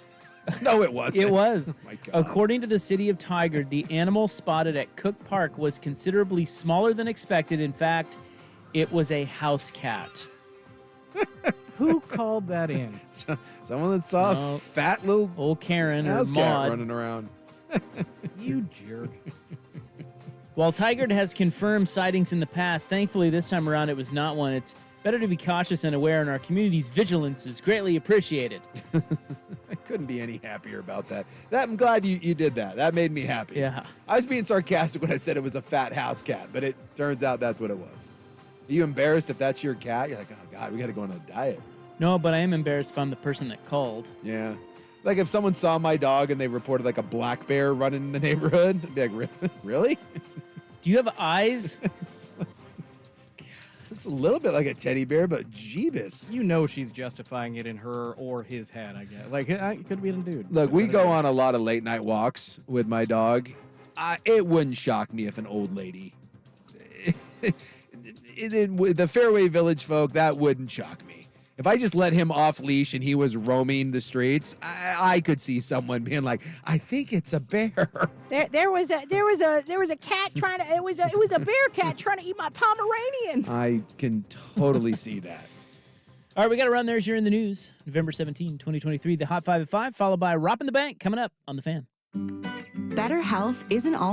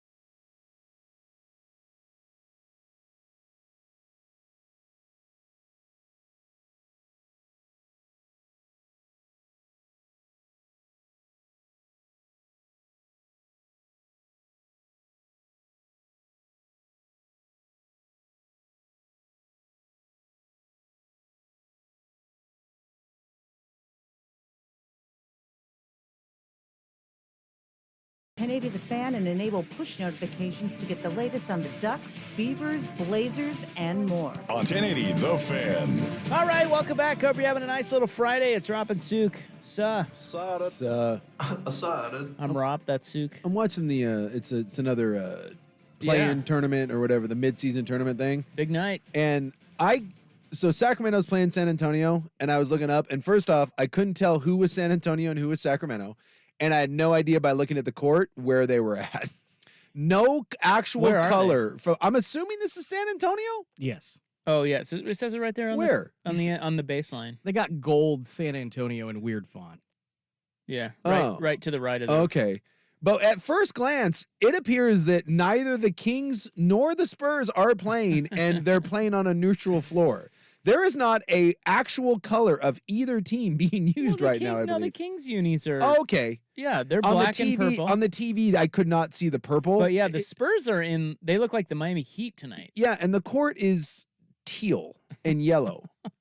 So I was confused. But from my vantage point here, without the close up, it just looked like someone was wearing all black unis, and I was like, "Well, is that San Antonio or is that Sacramento? And where are they at? What is happening?" All right, only one more segment left. Rop in the bank. Our picks against the spread coming up next. Right now, let's get to the hot 5 at 5. Hot topics, hot opinions. Oh, golly, I'm hot today. And hot air. It's time for the Hot 5 at 5. That's hot. The Hot 5 at 5 on Primetime with Isaac and Sue. No, I mean it. That's very hot. The Hot 5 at 5 with Isaac and Sue. Brought to you on The Fan by Victor Rico's Mexican Food, the most popular burrito spot in Oregon. Online at victorricos.com. Number 5. Well, it's official. Damian Lillard's a bum. He only has 9 at half. Loser. Bucks 59, Hornets 57. It is in-season tournament group play tonight. Man. It's exciting. Hey, the Blazers need this one. Yep, they need it. There's only 2 in-season playing games left, and the Blazers desperately need the next 2, although they've lost 5 in a row. Yeah, they're hosting the Lakers. Now, L.A., they had rattled off 3 straight, and then LeBron came back, and then they got rolled by Sacramento. He's a bum. So the Lakers are 6-6. They are only 1-5 on the road. As you mentioned, the Blazers have lost 5 straight, and they are 3-8. The Clippers kind of suck, but now Russell Westbrook says he's willing to come off the bench and be a team player. They're playing the Rockets By the tonight. way, they don't kind of suck. They're 3-7. Yeah, they've lost. I think they've lost all 5 since they got Harden, right? And yeah, and don't look now, but Bradley Beal's out for the next 3 to 4 weeks. So. Yeah, his back. Just the Suns. They're playing the Jazz. If you play for the Suns, just accept the fact that you will be hurt for 75% of the season. Now, Number 4. So, I was thinking that college basketball is big on, like Saturdays now. Yeah. Because it's college basketball season. Yeah. But it's not. It's actually, there's very few games tomorrow. They're kind of doing those preseason tournament things. Sure. And there's a ton of games tonight. So Friday has sort of become a big college basketball night early in the year because they don't want to compete with football games. Makes sense. So we've already got some finals. Number 9, Duke beat Bucknell 90-60. Utah played number 6 Houston and lost in Charleston 76-66. And number 12 Miami beat Georgia 79-67. The Duckies play here in about, they play at 6, but the pregame show begins here in about 20 minutes on the Fan. They're playing Tennessee State tonight. That juggernaut that is Tennessee State. Did we ever figure out who Tennessee State was? No, but I think they're from Tennessee. You certain about that? Could be of a Miami of Ohio situation. Their mascot looks like a tiger. Oh, well, then maybe the Tigers. By the way, look at the... it is the Tigers. Look at the Tennessee State Tigers logo and tell me that's not just a total rip-off of LSU. What's going on there? Yeah, 100%. It's a tiger that looks like LSU, but just they made the T a little bit... But the T only has like one line in it. It looks exactly like it's LSU. LSU's logo. Oh, for God's sake. What are they doing over there? Come on, Tennessee State. Be better. Boo their ass. Human piece of garbage. You piece of garbage. Where are we? What are we on? 3? 2? This is 3. 3. Pac-12 football tonight, guys. Yeah. Did you guys know that? I did. Yes. Pac-12 After Dark. We got Coach Prime. Coach Prime. Colorado is visiting Washington State. In a battle of teams that at one point people thought were good, and now we all know they suck. Yeah, the Buffs have just 1 win in their last 7 games. Haven't the Cougs lost 6 in a row?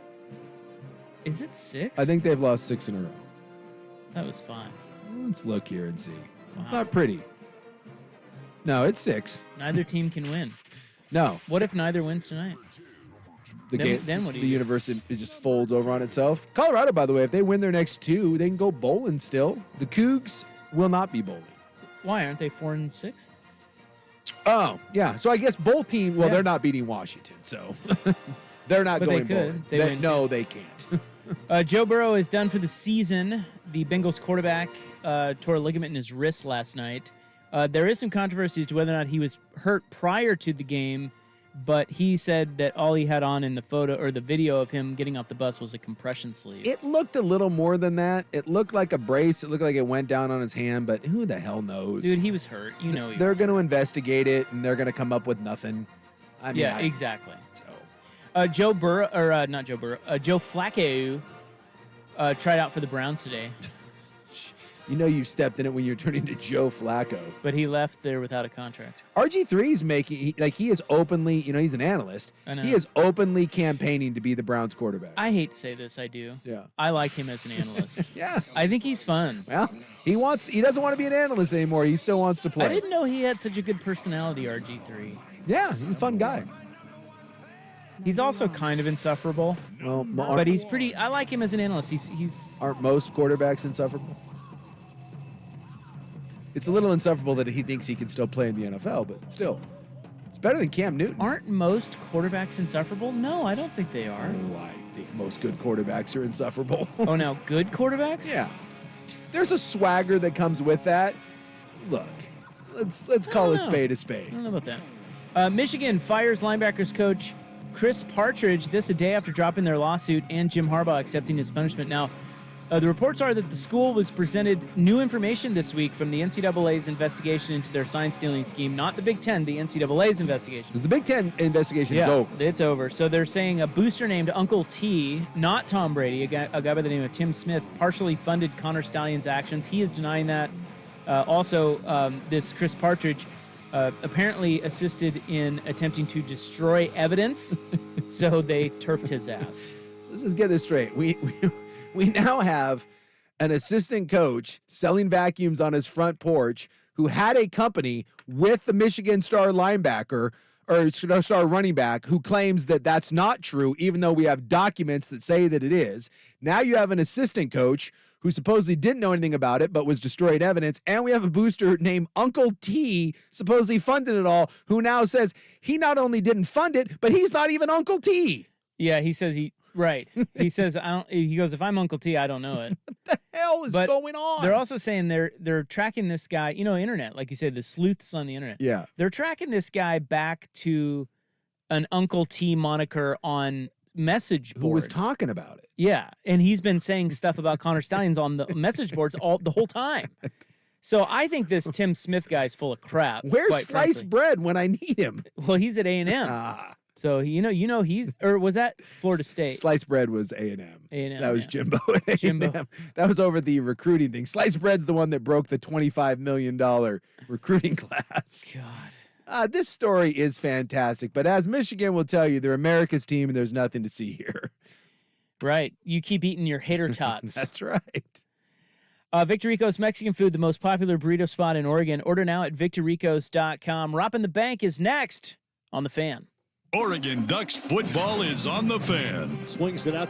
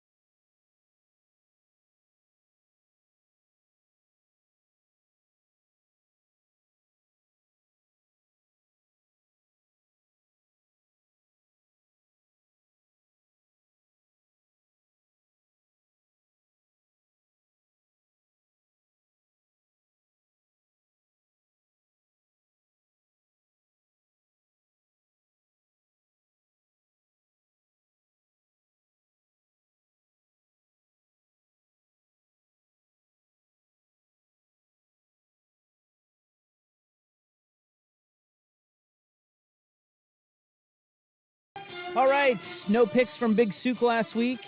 I was 1-2, -3 units. Buck had a nice week last week. He was 6-1-1. Oh, from the maternity ward. Yeah. He's able to focus. Yeah, he's not raising his kid. He was 6-1-1 plus 15 units. Schulte 1-2 -6 units last week. So here are the overall records. Big Zook 19-26 -26 units. I am 16-18 -14 units. The Buckster in the positive 37-31-1 plus 24 units. And Schulte is 2-4 -8 units. I do have Bucks picks. You know, that man, you know, he can't be counted on for much. No. But I can tell you that every Friday he's making his picks before noon, he sends me a Rop in the Bank text. God bless him. So I'll tell you what he is on in the interest of time. Hopefully Okay. it's not anything stupid and convoluted. It's not too bad. So he went Arizona State. He's taking Arizona State. Wow. The points? Plus 24. Yeah, he's got a 3-unit play on Arizona State. He likes Oregon State for 2 units, -1.5. He is on USC -6.5, hosting UCLA. That's a 2-unit play. And he is on the Illinois-Iowa under 32. There you go. He's riding that. Me too. Riding that under train. Oh, yeah. In the NFL, well, we'll get to his NFL picks in a second. I've only got, I've got 2 in college and 1 in the NFL. I did 3 college, 3 NFL. Okay, so let's let you, since you have more than I do, let's go. Well, I'm going right off the bat. It's been, the last 2 weeks have treated me very kindly. I'm going 5 units, Iowa, and the under. When in doubt, grab it. And then I'm going to do Louisville, Miami. I don't understand this one. Miami's actually favored by a point. Miami's 6-4, Louisville 9-1. I don't think Louisville's great, but this is because they're on the road to Miami. Miami has nothing to play for. They stink, and there's no home field advantage there whatsoever because no one cares about that. So I'll go ahead and do a 3-unit play on that as well. Louisville's +1. Yeah, Louisville's +1. Wow. Yeah, they're 9-1, and they are the underdog in that game, which I don't get. I know that they aren't fantastic or anything, but that one is just an absolute head scratcher. Maybe they are fantastic. Who would know? Yeah, who would know? And then the other one is I'm done doubting Georgia. I'll go 3 units. Georgia -9. They'll beat Tennessee by double digits. Okay. Georgia's cooking. That's 10.5. Is it 10? It's already been bet up. So when I got it was 9.5, which goes to show you it's driving up. So what do you want? I'll do 3 units on that. Although I don't like it at 10.5. Hey man, I'm going on the Beavs. I'm taking them 5 units. The Beavers are going to win this game. Odds makers made the undefeated team a slight favorite. What does that tell you? That tells you that the Beavers are a nasty live dog right here. And with the Beavers now being the favorite, the public does not bet early in the week. The Sharps do. And they moved this line by over a field goal, pounding Oregon State. I'm riding Beavers here. They elevate at home. They can run the ball, which is Washington's weakness. This keeps Michael Penix on the sideline. The Huskies' defense gave up over 500 yards to Stanford. And if it comes down to turnovers, Oregon State is 9th in turnover margin. Washington, 79th. Another stat, Oregon State 7-0 at home against the spread when playing a winning team. I'm sorry, I love the Beavs. I think they win the game outright, 34-28, 5 units. So many numbers pointing that direction. Schulte, you got anything over there?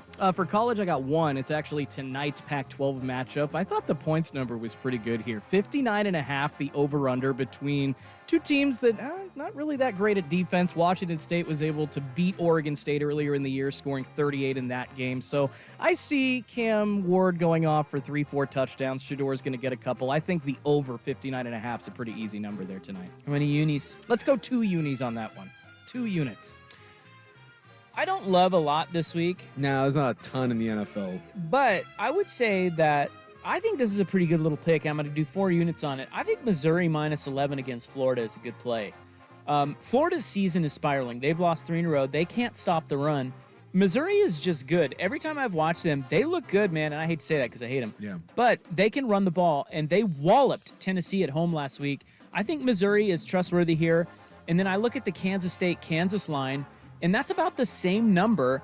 And Kansas State is on the road at their rival. Kansas is a pretty good team. That makes this number look even more juicy because while Missouri is good like Kansas State is good, Florida is not very good. Kansas is. So I don't know what gives there. Missouri's going to win this game 72-0. Seems like a lot. Four unit play. Let's go. All right, we moved on to the NFL. That's all I have in college. All right, I'll jump Schulte, in. you have any more? No, I got 2 NFLs. Let's go. Well, Schulte only had time to make a few picks. He was busy with his TPS reports and timesheets, so you got to be careful with him. I actually won a nice parlay last night, so I'm feeling good. Well, I'm just saying, look, you didn't have time to make a lot of picks. You've been a very busy man. Well, my picks are crap anyways, and I almost swore on the air because my picks are so bad. So it doesn't matter either way. I will say this right off the bat. It pains me to have to do this because I want you to say it. Who you taking? You're taking the Chargers? No. You idiot. It's worse than that. Lions. It's worse. The Giants. No way. I am going to bet. You're an idiot. No. Actually, that's not a bad play. 10. That's way high. It's way high. 10. 10. Yeah. And here's my thing. Actually, it's 8.5 now. It's been bet down.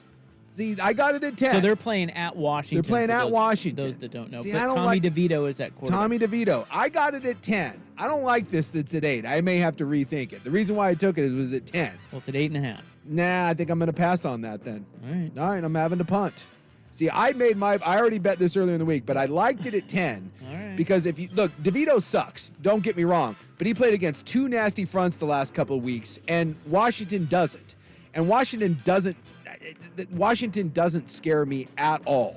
So I just think that one, there's some value there, but if it's at 8.5, I'll pass. I liked it at 10. All right, I have one NFL pick that I feel pretty good about. I'm actually going to throw another college on the board just because I'm losing units and I need to make it up. Yeah. I'm gonna go against you guys, and and I tried this last week and it failed. I'll go over Illinois, Iowa. You fool. I'm going over. You fool. I think it's a shootout. You 59-50. You fool. Never, ever. It's at it's now at like 31. It's 32.5, I think. You fool. They set it at 28, and they do it. still hit the under. I'm doing it. Give me the over All right, for 1 million units. My second one. Actually, 2. My second one for the NFL, 5 units. I really like this one. Tennessee on the road at Jacksonville. The Jags by 7. Will Levis, by the way, has come back down to earth. He's not going to be able to do it against Jacksonville. I like good teams that are coming off bad losses, and they got absolutely shillelied by the 49ers last week. The Jags bounced back big. Levis isn't going to be able to do jack squat against Jacksonville. I love Jacksonville to cover this number. 5 units to the Jags. I'll lay the 7. Big 5-unit play. 5-unit play. Again, I gotta make up. I love that. I also have a 5-uniter. I'm going to go Tampa Bay plus 12. Hear me out. The Bucks, and by the way, they're on the road at San Francisco. The Bucks on the road this season wins at Minnesota and New Orleans, a 6-point loss in Buffalo, and a 2-point loss in Houston.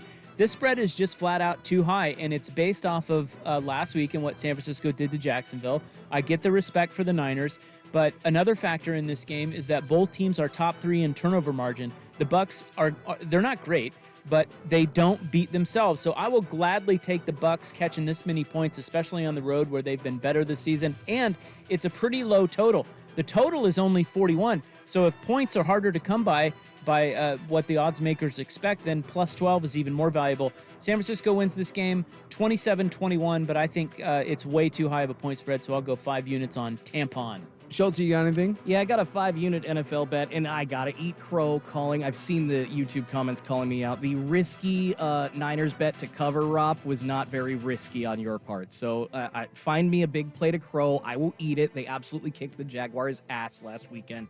I apologize. Anyways, my one win from last week, I'm going to roll the Texans into another cover. I do think the Texans 5.5 points favorites over the Cardinals can cover that at home. I don't care that Kyler Murray's coming back. I love me some C.J. Stroud. 5 units on the Texans to cover 5.5 points. All right. Love that. And then finally, Buck. Let's see. Yeah, what did Bucky have? Let's see what he's got going on here. He's on the Chiefs. Ooh, he likes 5 units on the Chiefs minus 2.5 over the Eagles on Monday night. And then he's got a 4-unit teaser. He's teasing Jacksonville down to -1 over Tennessee, and then Detroit down to 1.5 over Chicago. Both have to win the bet. So there you go. That's Rop in the Bank. I got one last. Sorry. My last one, real quick. I know we're up against it. Sorry. I'm going to take the Broncos. Okay. Broncos -2 here. Okay. Look, Denver is pointed in the right direction. I know that obviously they're not making the playoffs at this point, but Russell Wilson is not the problem. The defense has improved. Denver looks better, and Dobbs is going to come back down to earth. 4 units on the Broncos. You got it. And I'm buying a point for the Raiders and the Dolphins. I think a 14.5-point line for Las Vegas. They're on one right now. I think it's going to be a bit easier for them to cover a 14.5-point spread, even against Miami. So I'm going to go my last 3 units. Vegas to cover, baby, against Miami. All right, guys. There you go. There's our picks. Don't lose too much out there. It's Rop and Sook. We'll be back on... Monday, but it'll be a short one. Yeah, another short show on Monday. Yeah. Well, I mean, look, we give the people what they want, and they want Ducks basketball, and they're playing Florida A&M. Who doesn't want to see the No, Ducks? that's Monday. Monday, yeah. Tonight, Yeah, Tennessee. tonight. No, let's not get ahead of ourselves. Yeah. Tonight. Yeah. Up next. Yeah. Right now. Tennessee State. Whoa. Is pregame. Yeah, not just Tennessee State. Tennessee State, Oregon pregame. Enjoy that. Someone asked if we could blow off Rob in the Bank and get more of that pregame, but No, you can't. we couldn't. Sorry. Get out of here with that. Sorry about it. So everybody have a great weekend. We will reconvene Monday, 3 to 7. Ducks basketball next on the Fan. Good night.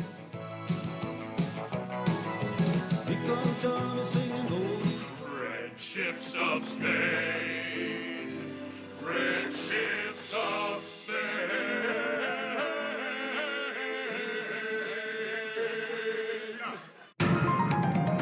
This Odyssey Sports broadcast is presented by Health Markets. Shop for health insurance your way.